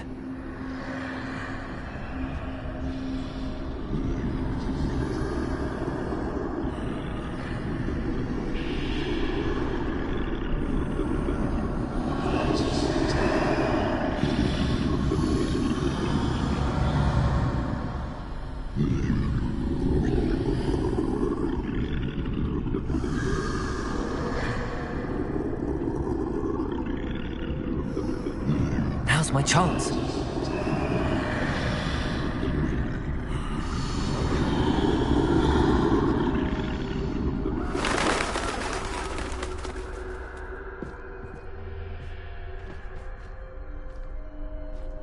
No, no, no! That's the way forward.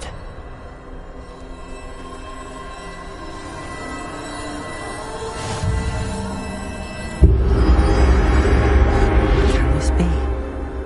I think I'm invisible.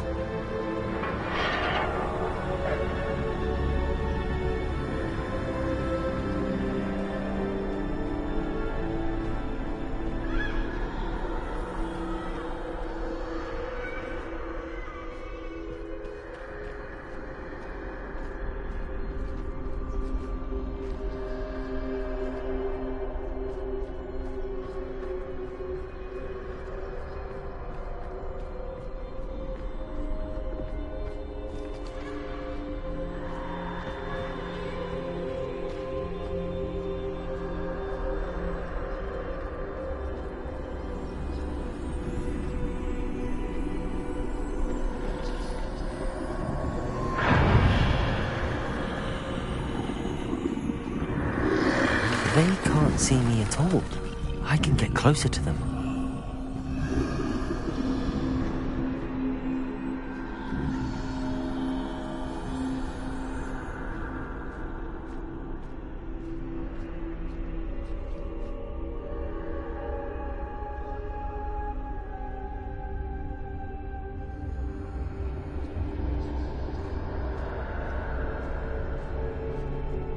This is the way forward. Finally free. Now where are you, Neve?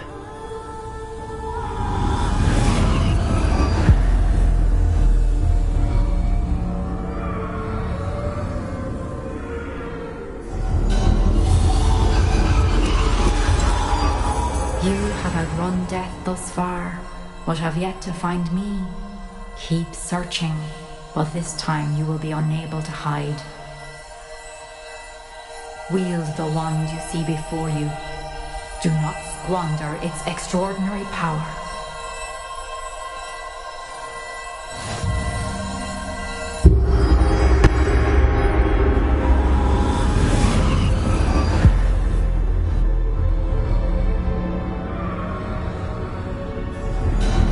I've never felt such power.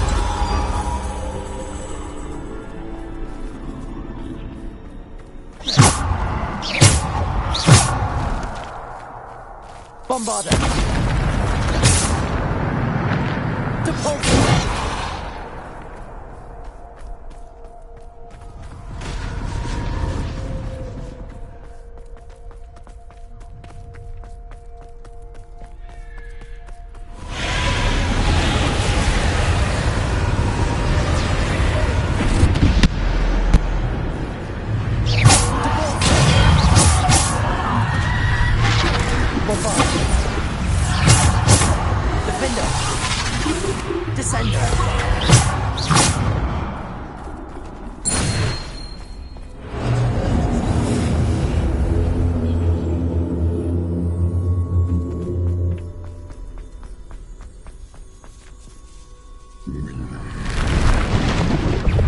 Descender! Bombarder! Defender! Descender! Depulse! Bombarder! Descender!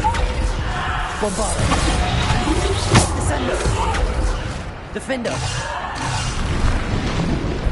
Bombarder! Descender! Defender! Descender!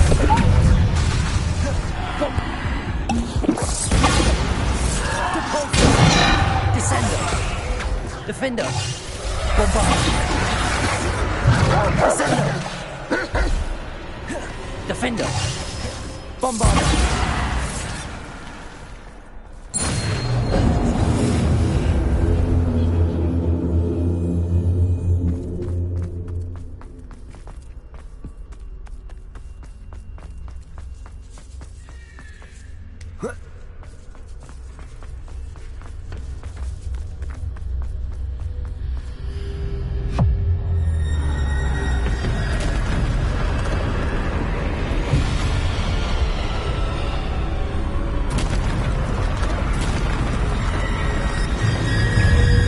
Bombarder! Defender! Descender! Depulse! Descender! Bombarder! Defender! Descender! Depulse! Bombarder! Defender! Depulse! Descender! Bombarder! Defender!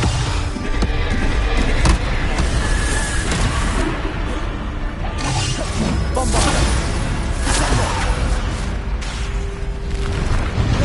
Defender!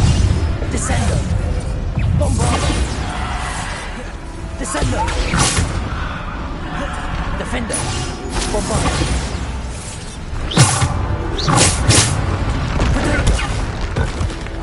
Bombarder! Defender! Descender! Defender!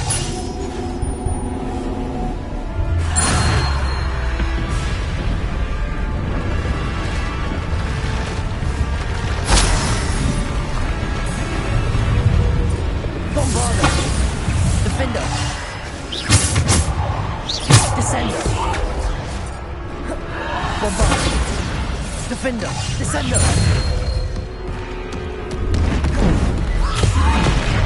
Defender! Depulse! Bombarder!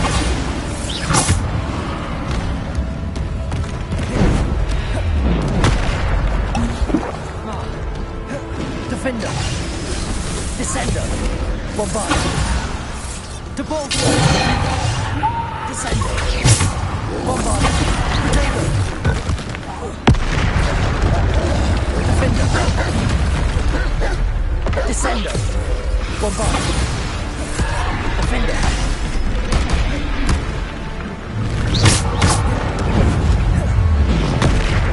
Descender! Defender! Bombarder! Depulse!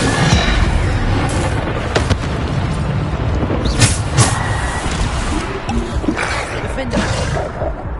Descender! Bombard!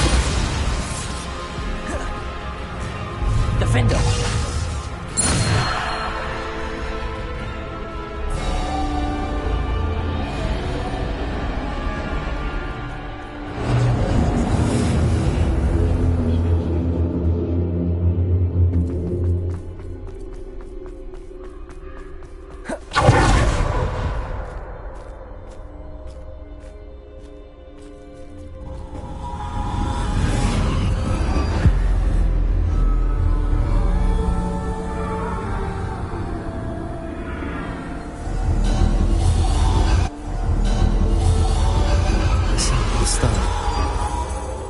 Be for me.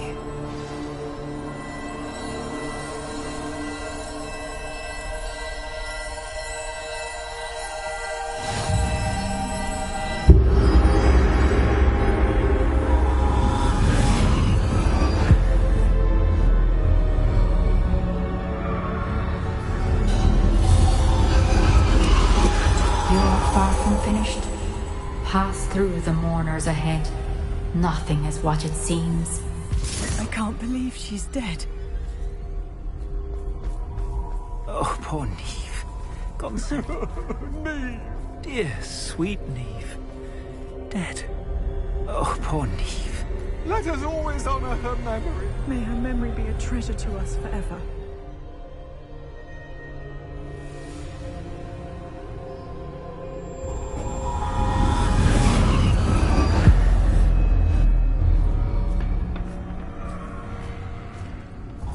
You found me, but you cannot undo what has been done.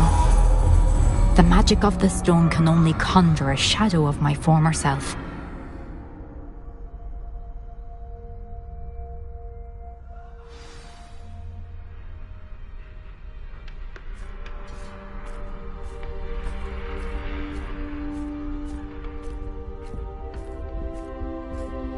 But there is no light without shadow, as there is no shadow without light.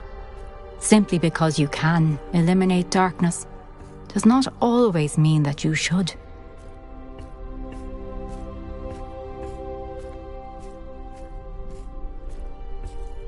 Remember that as you witness my memory.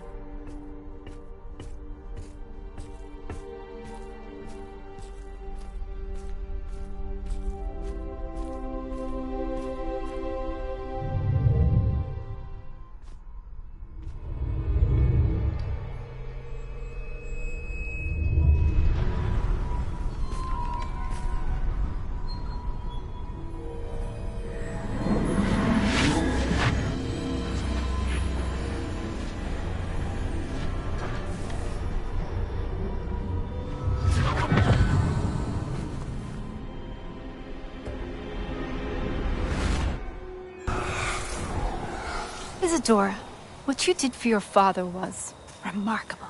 Wasn't it? And Percival needn't worry about the strands of emotion or the traces that this magic leaves. I found a way to contain all of it. You haven't stopped. Goblin Silver. You spoke to a goblin about this. Don't worry, he has no idea what we're containing. We don't know what effect any of this may have. The emotions, the dark traits. You sound like Percival.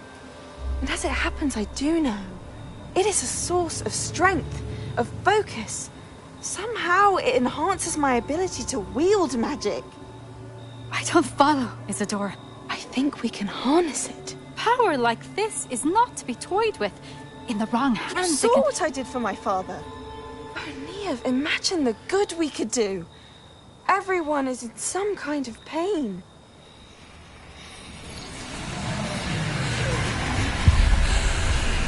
What are you doing?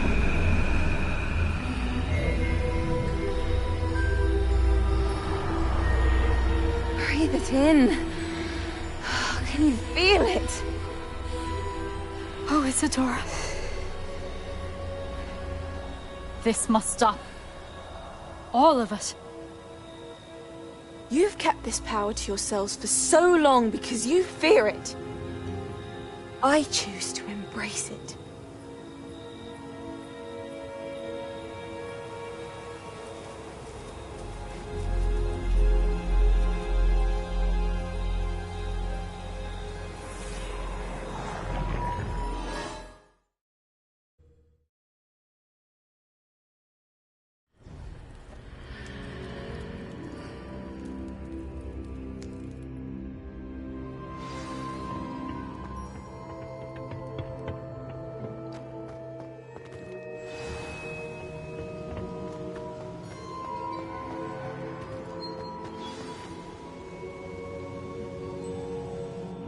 Is it true? Has someone completed the first 3 trials? It is, and I have. But you are so... young? I know. You must be Professor Bakar. I am. Pleased to meet you. The pensive memory I just witnessed, was Isadora inhaling painful emotions? She was.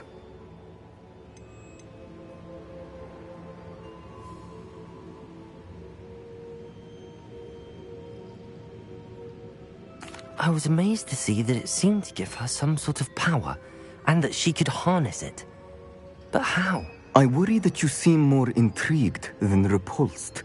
I hesitate to reveal the location of my pensive to someone who, perhaps, has yet to understand the responsibility of power. I can assure you, Professor, I do. In fact, what you don't yet know is that a dangerous goblin called Ranrock has accessed the repository at Rookwood Castle. He has learned to harness the contents of it as a source of immense power. He plans to use that power against wizardkind. We have no time to waste. I see. Nonetheless, the knowledge you shall gain after you witness my memories is too valuable to share without further consideration. I shall require time to confer with the other keepers. It seems we have no choice but to wait, frustrating as it is. I heard what you told Professor Bakar. Isadora was inhaling emotions to gain power? She was. And she pulled emotions, as she did from her father, from Professor Fitzgerald, without permission. Monstrous. What's more, she said that she found a way to store the traces of magic she extracted in goblin silver. The repositories? Possibly. There's something I didn't get a chance to tell you earlier. Ranrock has been digging at locations tied to the 5 names he found in the journals of a goblin metalworker named Bragball. 5 names? The Keepers, and who else? Isadora Morganac? Precisely. That's how he's been one step ahead of us. Gringotts, the Tower, Rookwood Castle. If the Keepers won't tell you where the next trial is yet, I say we at least maintain a watch on Ranrock. Perhaps he'll lead us to more information. Perhaps. I hope to hear from Lodgok soon. I haven't heard anything since I learned of the drills. Oh, and as you've probably guessed by now, your polyjuice plan worked like a charm. I knew it would. I may have done too good a job distracting Black. I had no idea he can't hold his fire whiskey.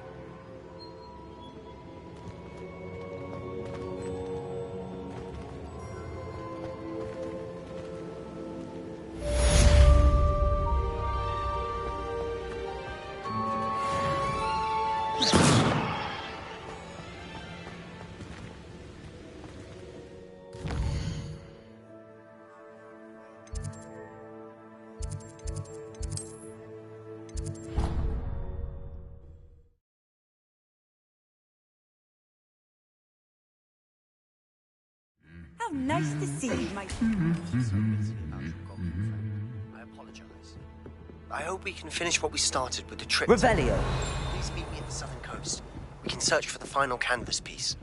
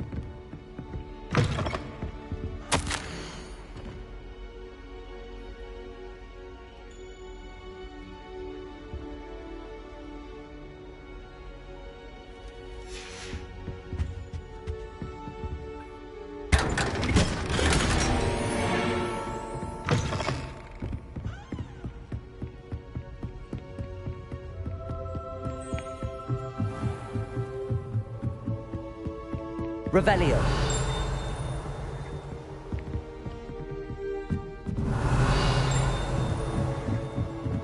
Lumos.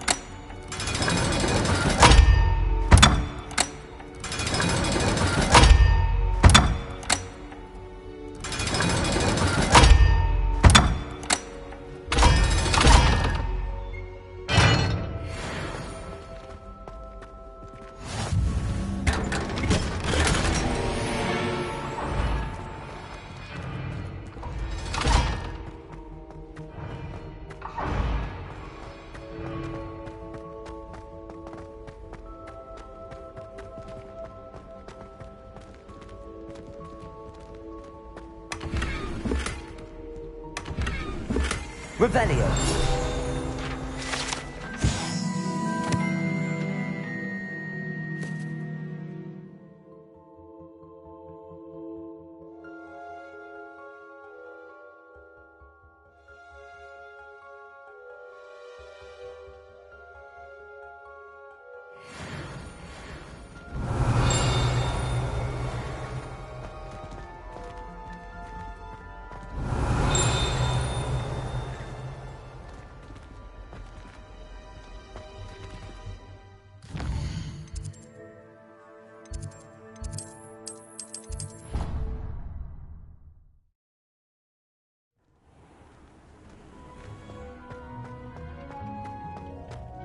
Deke has some exciting news to share.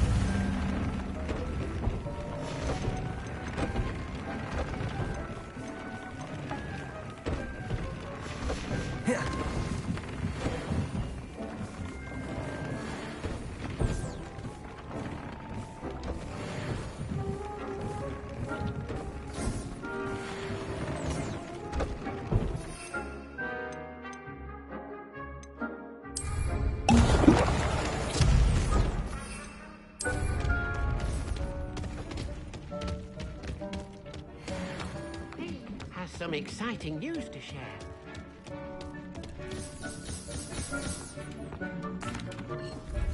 Hello, Deke. Professor Weasley said you had an idea. Indeed, Deke does. Deke knows that you want to learn about all sorts of beasts, and Deke recently heard rumors of a phoenix nest in a nearby mountain. A phoenix nest? I wonder if it belongs to the phoenix gnat he mentioned, the one Harlow and the poacher pack are after. Deke would not doubt it. If Deke has heard of it, surely the nasty poachers have as well. which means it could be in danger. Well, I'd better go and rescue it then, hadn't I? Deke thinks so. So majestic a beast should not fall into such vile hands. Deke is not sure why, but Deke feels that saving a phoenix might help to make amends for what happened with Deke's prior master. Deke hopes that you are able to find the phoenix and bring it to the room where it will be safe.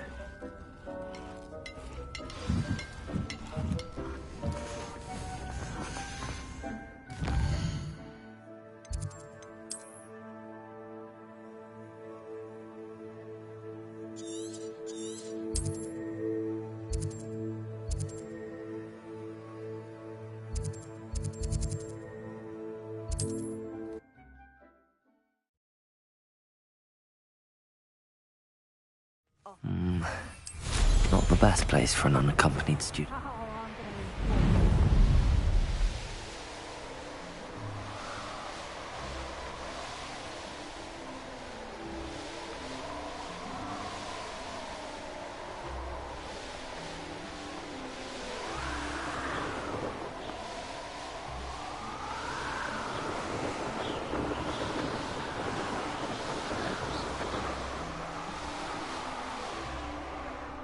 Revelio.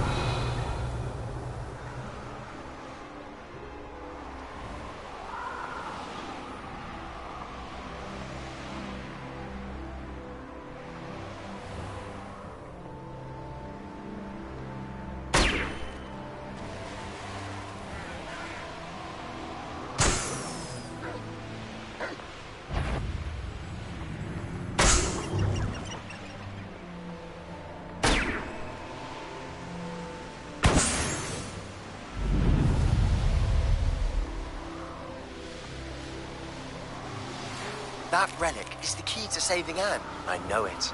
Meet me outside of Feldcroft as soon as you can.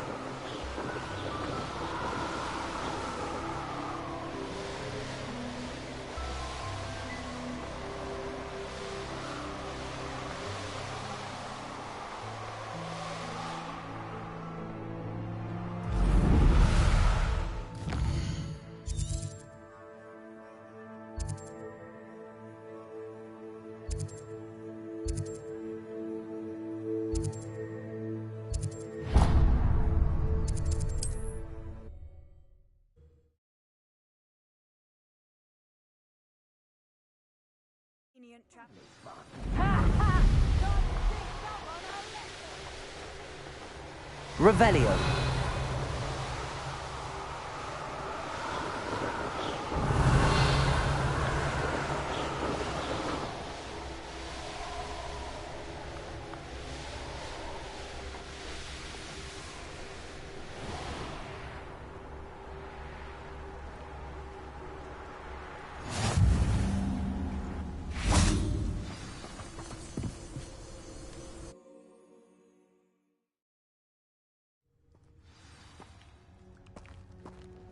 A blockade. Hogwarts poachers are already here. Revelio.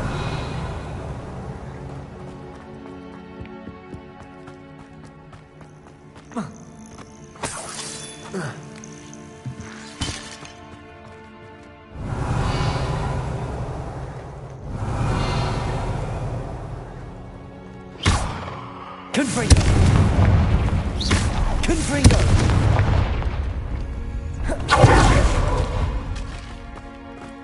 Could the Phoenix be in there?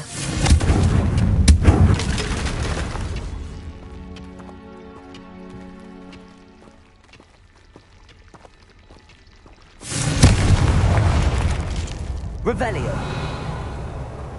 Confringo.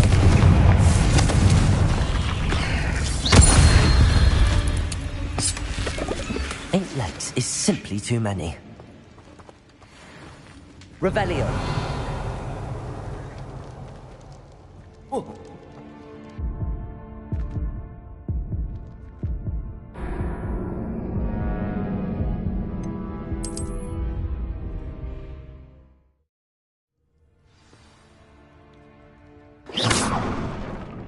A blockade. Hogwarts poachers are already here.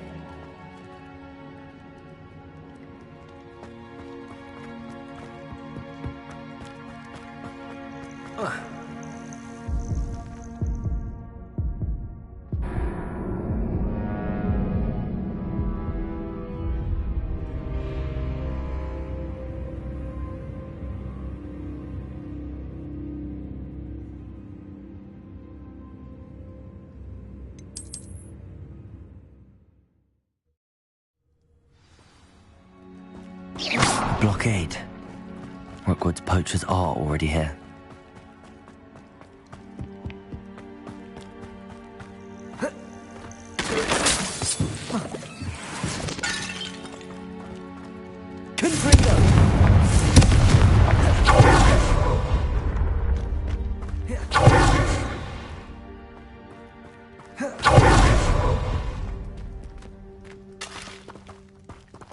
Could the Phoenix be in there?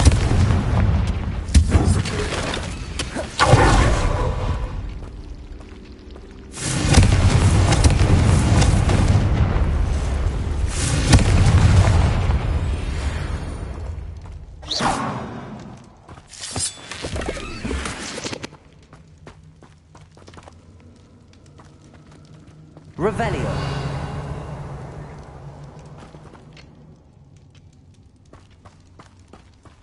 Confringo.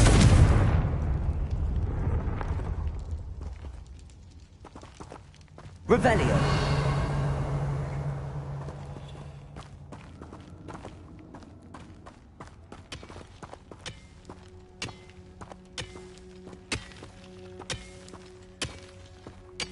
Yeah.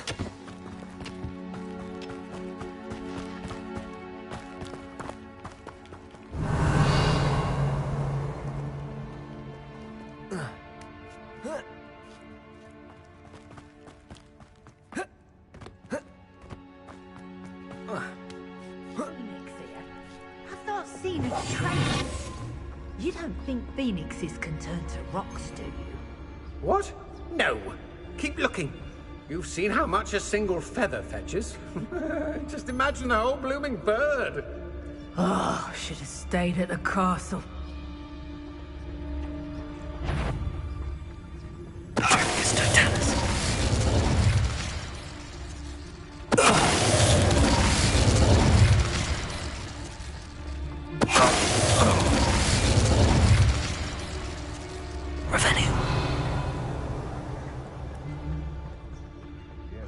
It always takes longer.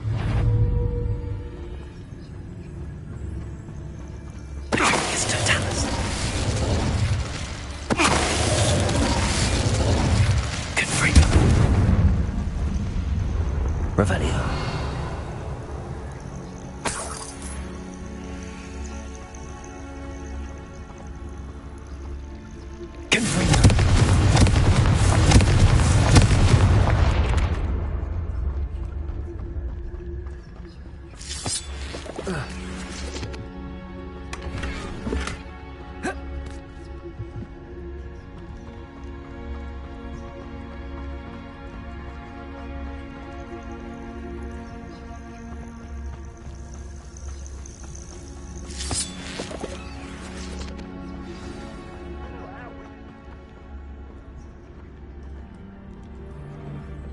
We're keeping people out.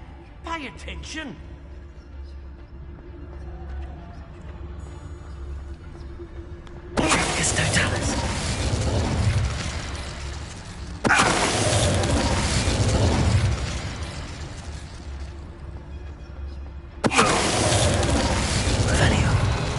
One less poacher in the wizarding world.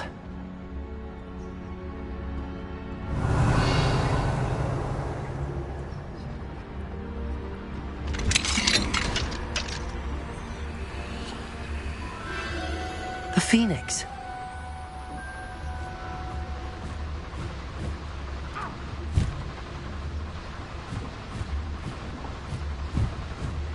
It almost seems as if it wants me to follow it. I need to find it before the poachers do.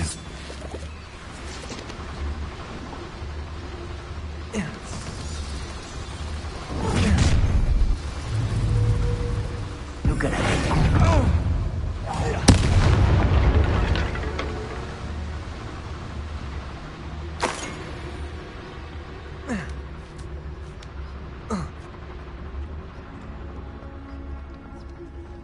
Aloha, Mora.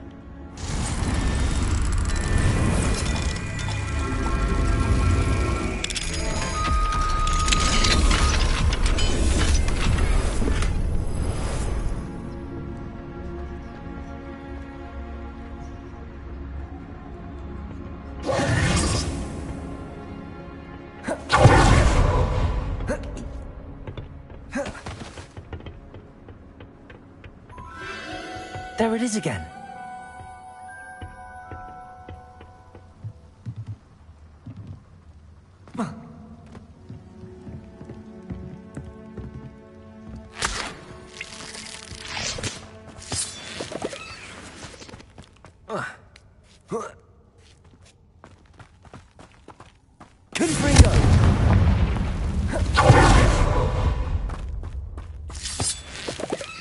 Revelio.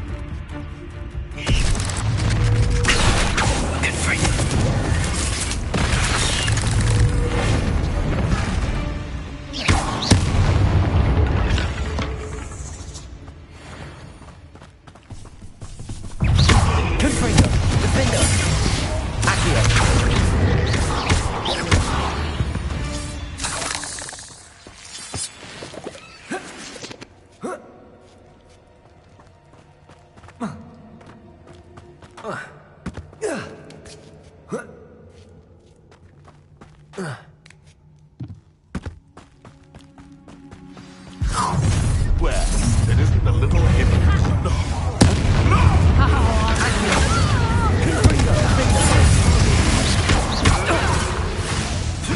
Ricky, little cape flapper!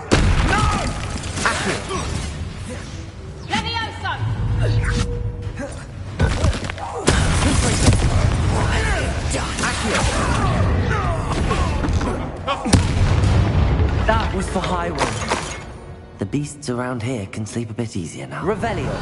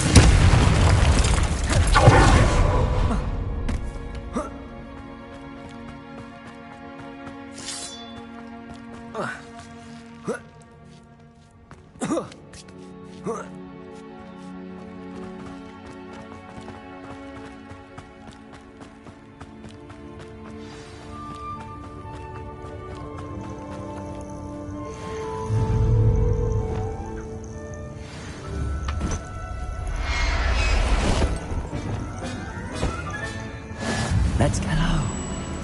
I'm here to help. I can take you somewhere safe.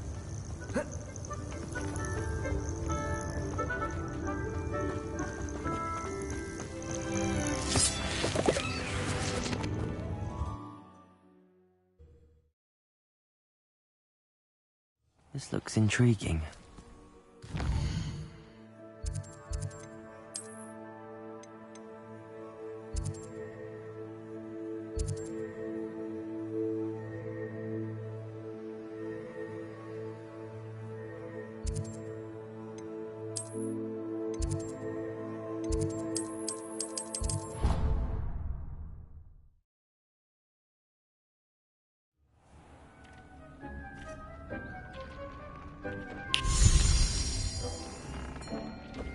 Did you find the Phoenix? Yes, Deke. And I rescued it from the poachers. I have it here. It's safe. Remarkable. Well, what are you waiting for? Deke cannot wait to...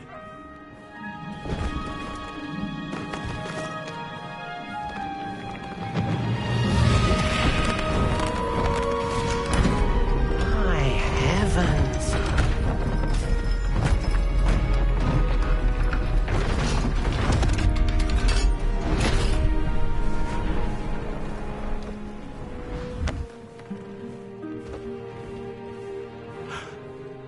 What a beauty.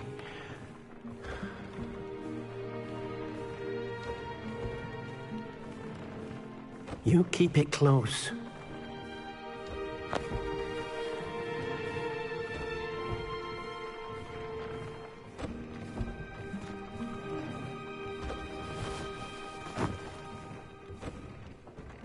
Professor Weasley and Deke were right to tell you about the Room of Requirement. Look at all you've done, and how many beasts you've rescued. A phoenix is safe now, because of you. I couldn't have done it without your help, Deke. Thank you. Deke is grateful for the kind words, and also grateful to have been of assistance to someone like yourself. Helping you do such good for so many beasts has given Deke a sense of peace Deke hasn't known in years. Deke will always be here for you when you need him.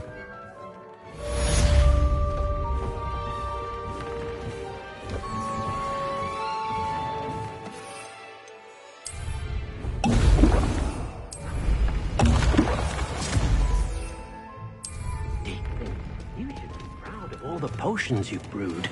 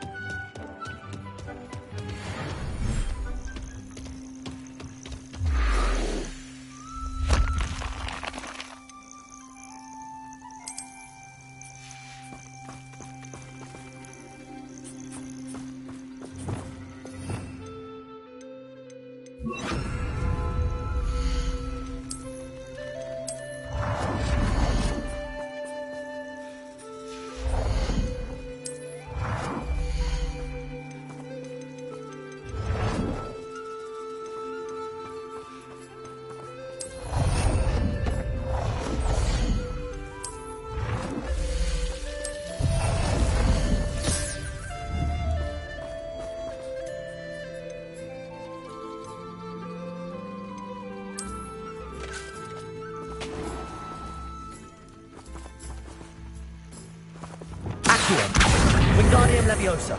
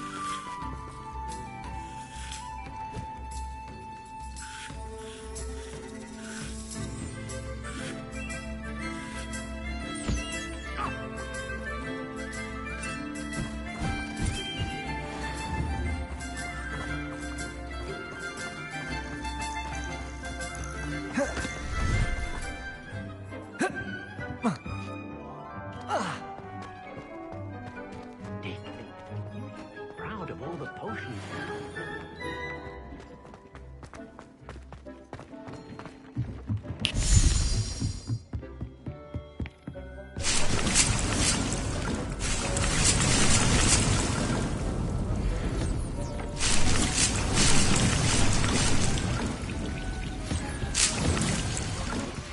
You are the talk of the school since you saved Mr. Rabe and I from the Ashwinders. We have come so far. We should discuss the next steps in our plan to stop Harlow.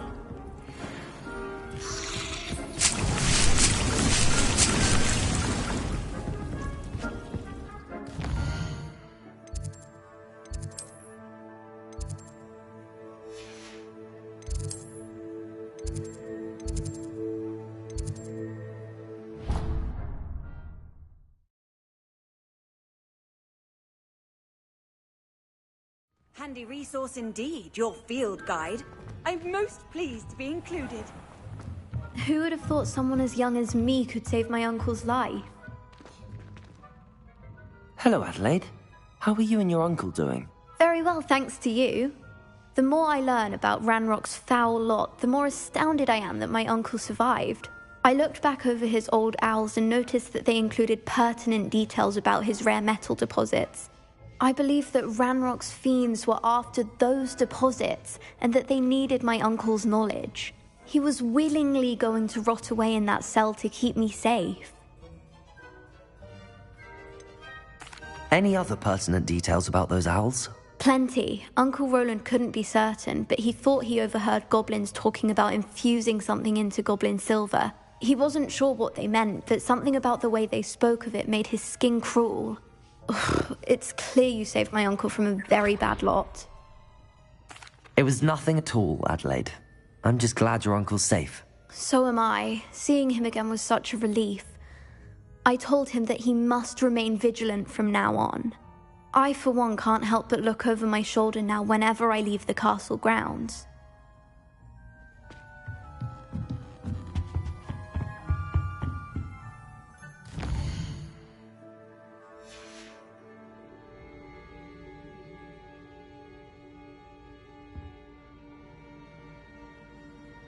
Revelio!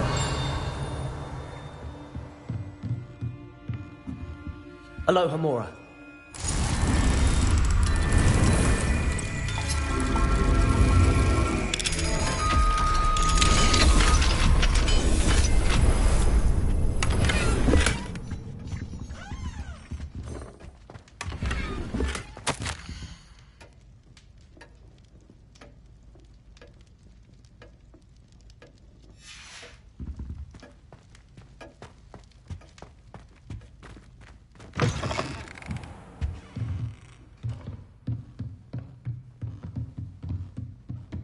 Revelio.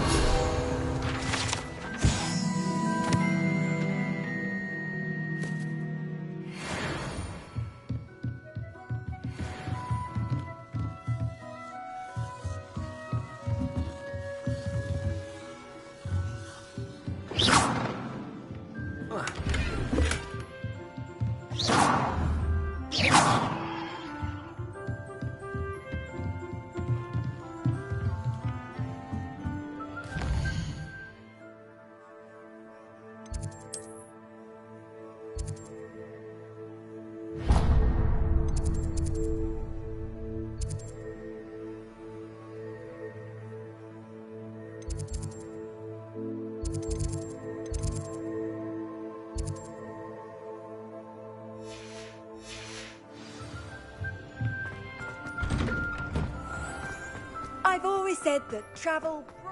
Oh, rat! I'm not ready for Professor Bin's lecture. Forgot my pillow. In today's lesson, we will cover a truly thrilling event. The Goblin Rebellion of 1752 and all its triumphant tragedy. But more specifically, we will address the devastating effect it had on the wizard milling industry. Throughout the many goblin battles, countless wizard cloaks were lost. Actually, we do know the number. 632. But history occurs outside the classroom, and look, it's time for my constitutional. One can practically osmose the history flowing through Hogwarts. I think the professor wants us to follow him.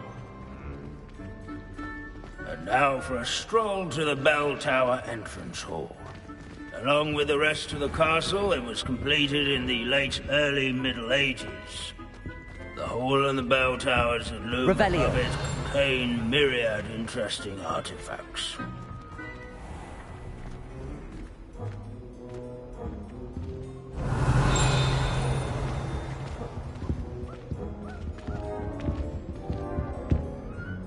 Good to see you again. Recovered from that nasty bout of dragon pox, have we? That wasn't me, Professor. I'm new here. Are you? Well then, welcome. No doubt you're eagerly anticipating my analysis of various wizarding councils, codes, statutes, and of course, goblin rebellions. Not all goblins are rebellious. Some venture into wizarding politics, such as Irgit the Ugly. Some are talented artisans, such as Bragbor the Boastful. Did you say Bragbor? I know that name. Lord Gok said he was an ancestor of Ranrock. Well known for his metalwork. I would imagine much of his goblin-wrought iron and silver has survived to this very day. Now, where were we? Oh yes. Back to our class topic for today. Grimbold Weft. Another notable historical figure. He's right nearby. Curious students can find him on display here in the bell tower entrance hall. I recommend that Searching for Grimbold Weft is so dull. I'd rather be in Beast Park. Revelio. Responsible for some of the most important work done in the Goblin Rebellion of 1752. Such as buttons on witches and wizards. What I wouldn't give to be back on a broom right now. Wagadu's history is, well, a bit different than that of Hogwarts. Abandoning class to wander the halls is in keeping with Professor Binns's manner of teaching. These bits of broom are all that's left of a witch called Celine Wartnobby.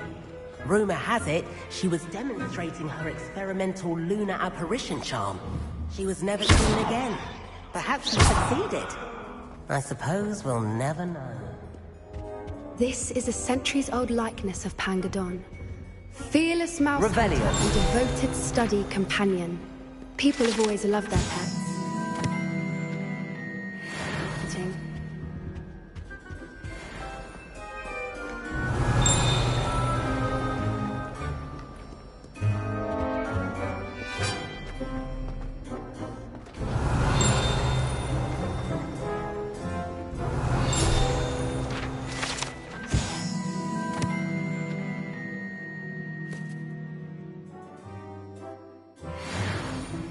Oh yes, I see you found Grimbold Weft.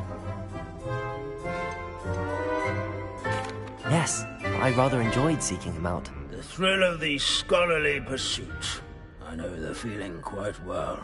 Now, let's turn our attention to the agreeability and general good nature of Sir Athbuttle. He's also nearby. See what you can learn from him for your next assignment. Standing in eternal but symbolic watch over the bell tower is a retinue of loyal knights, or rather, statues of knights, I should clarify. Keen-eyed students will spot the statue of Sir Athbuttle of the cheerful countenance nestled among the ranks. Where can I find that friendly knight you mentioned earlier? Oh yes, Sir Athbuttle, or rather the statue of Sir Athbuttle. It can be found amongst the other statues of knights. It's easy to identify, as it's been enchanted to wave at those who take the time to seek it out. Revelio.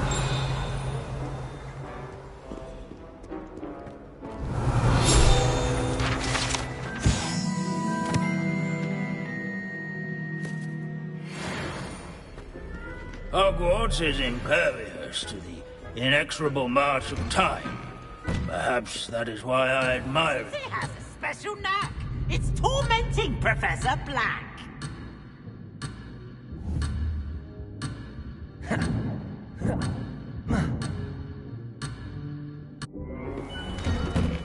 As one would expect, Hogwarts contains no... Sir Snaggletop the Heedless once challenged a mountain troll to a game of musical chairs. Care to guess who won?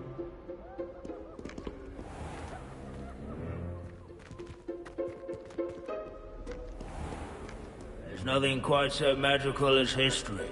Dusty, immutable.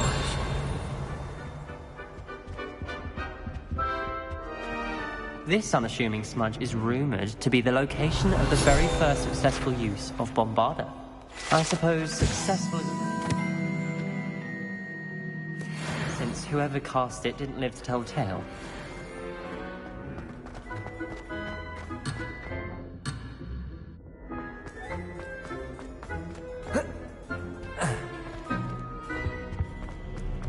Students often complain about the many staircases at Hogwarts, but they never bother me.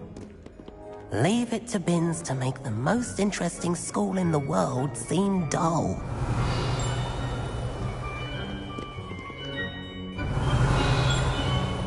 If you fail history of magic, you're doomed to repeat it. The class, that is. Hogwarts is impervious to the inexorable march of time. Revelio. That's why I admire it so. In all the centuries that Hogwarts has existed, not once has it collapsed.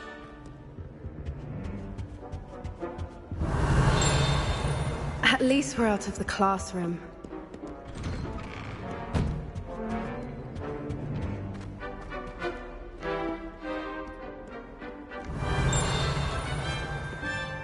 Revelio.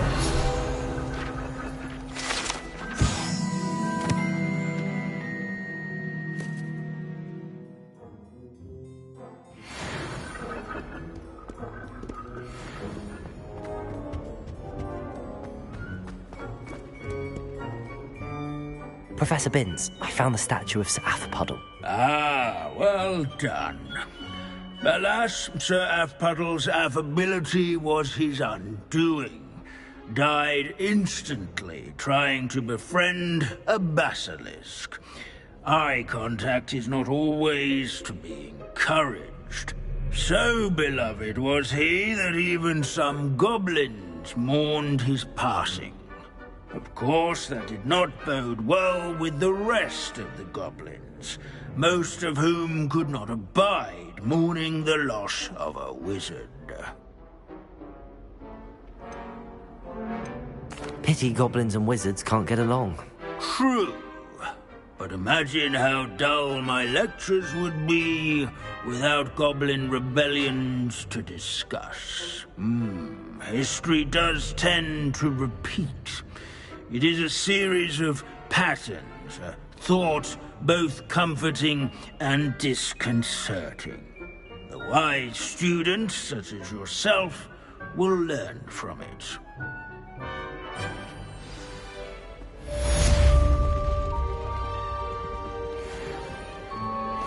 History is written by those who do their schoolwork, so they say. Or at least, I like to say that. Looks like we've all gone on another one of Binns' wild goose chases. How can we do so much and accomplish so little?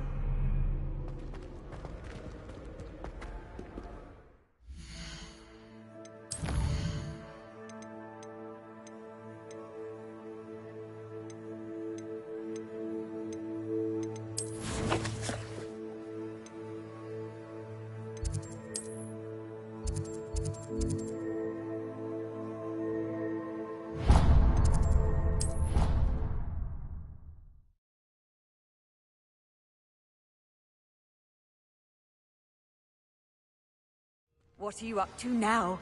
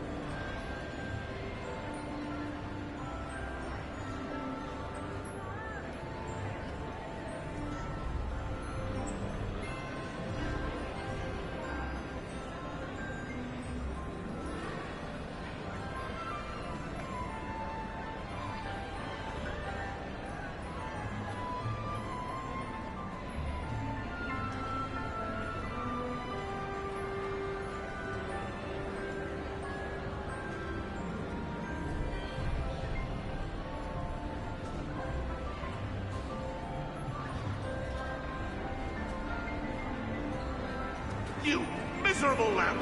Your sister has been in St. Mungo's for 3 days, and she's still vomiting slugs! If you ever point your wand at your family again, mark my words, you will lose that wand!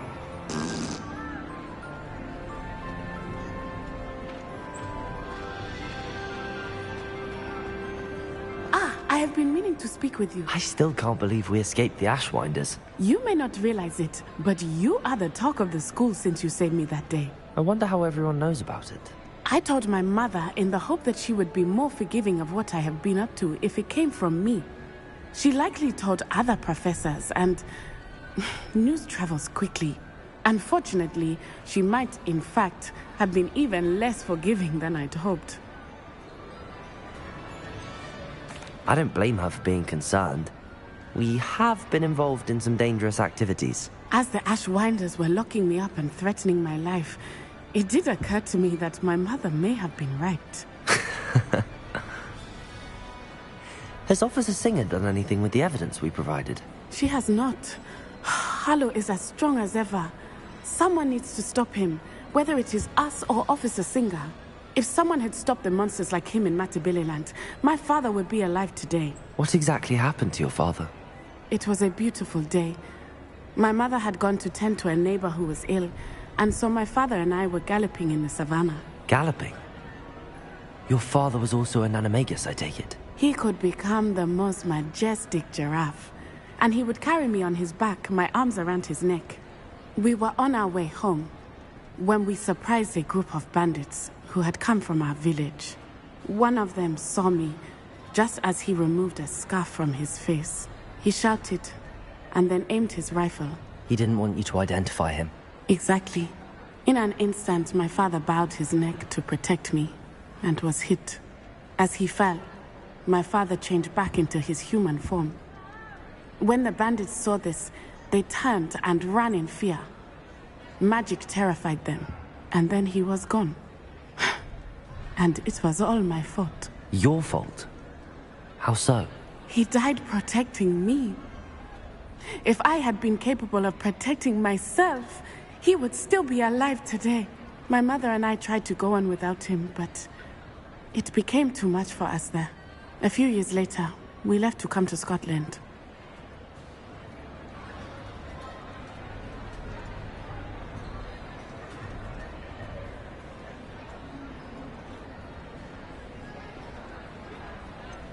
Do you think taking down the Ashwinders will avenge your father's death? No.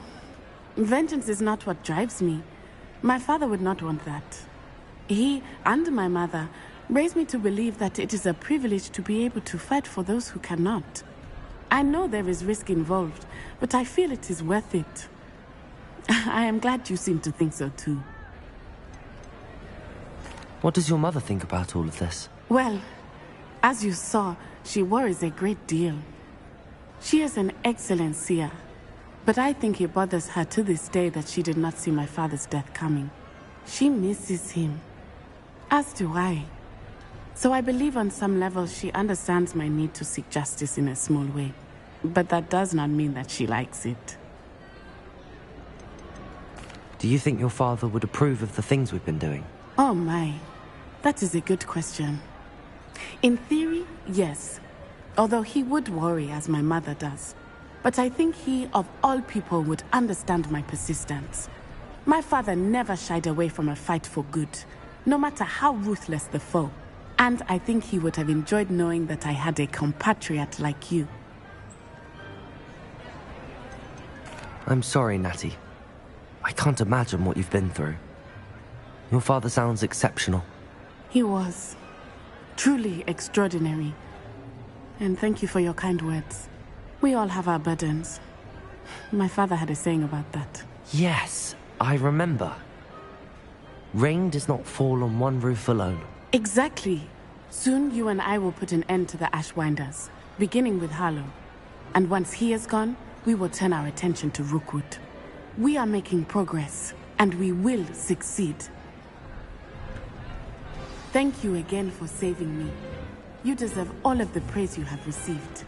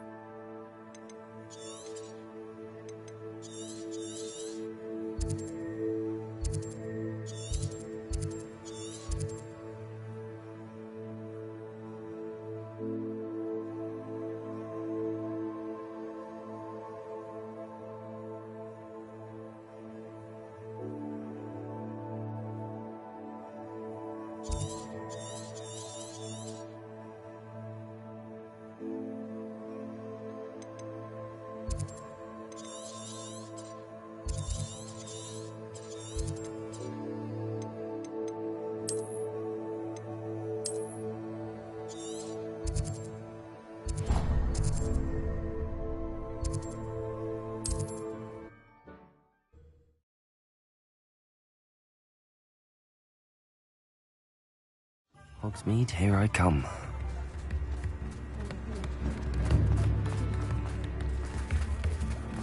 I beg your pardon, but would you mind helping out an old woman?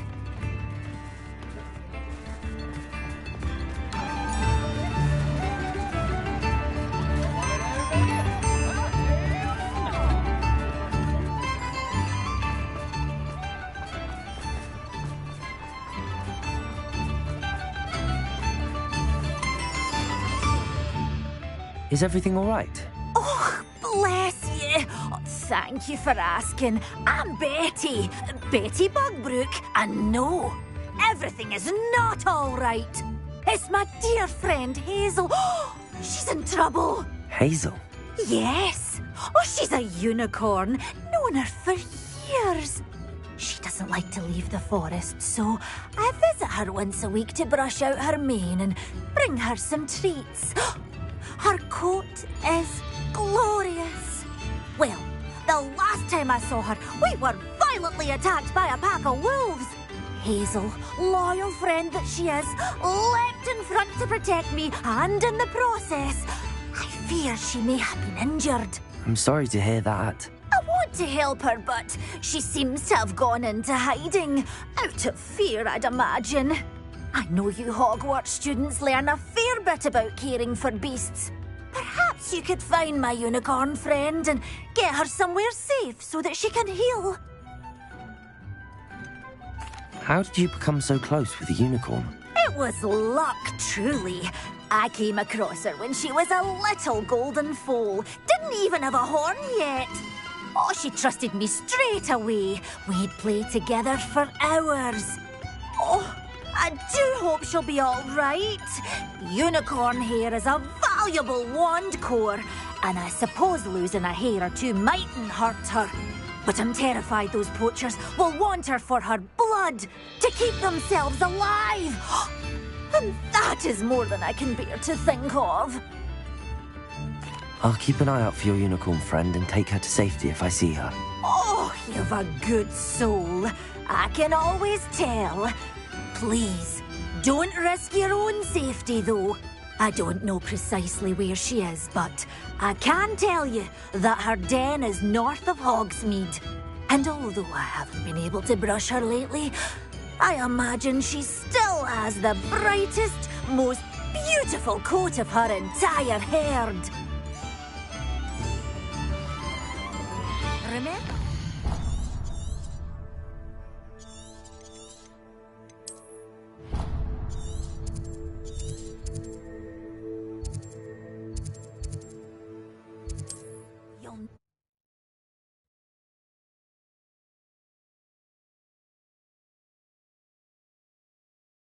You can't imagine how inconvenient travel was before I invented blue. I need to look for a unicorn with a beautifully bright coat. It sounds as if she's in trouble.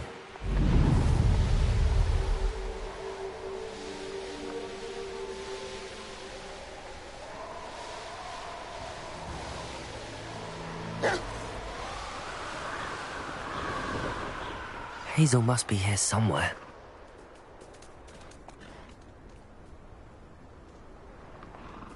Revelio. Come on, Hazel.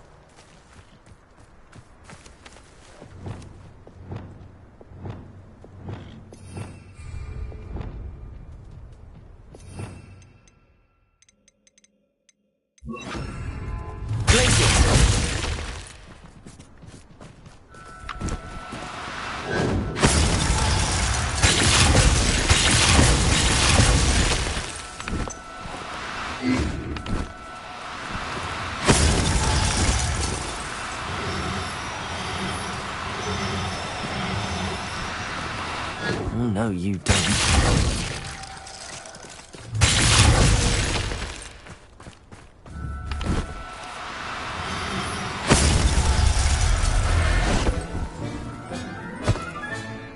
Everything's all right. Revelio.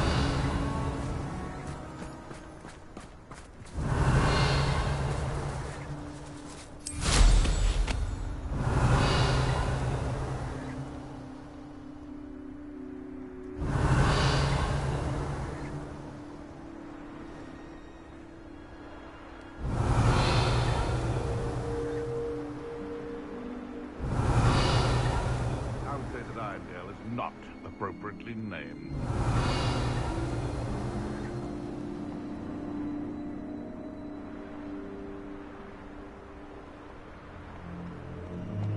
Revelio.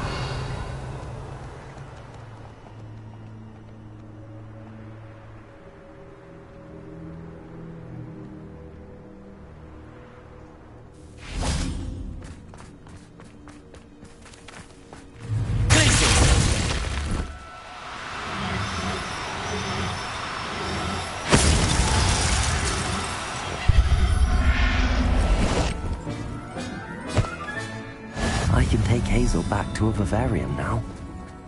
I should let Madame Bugbrook know.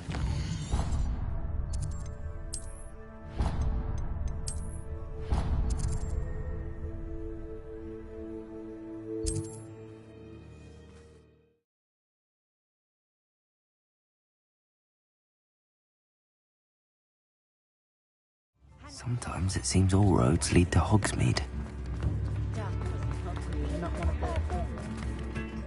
Madame Bugbrook, I found your unicorn friend Hazel. Oh, what a relief! Is she all right? Are you all right? Do you have a safe place for her to stay? We're both fine. And I have a safe place for her at Hogwarts. You've a kind heart, you do. I'm relieved and thankful that you'll take care of her. I shall miss my sweet pointy pony, but I know she's safer away from the poachers. Do give her a nice brushing for me, won't you? Take good care of Hazel now.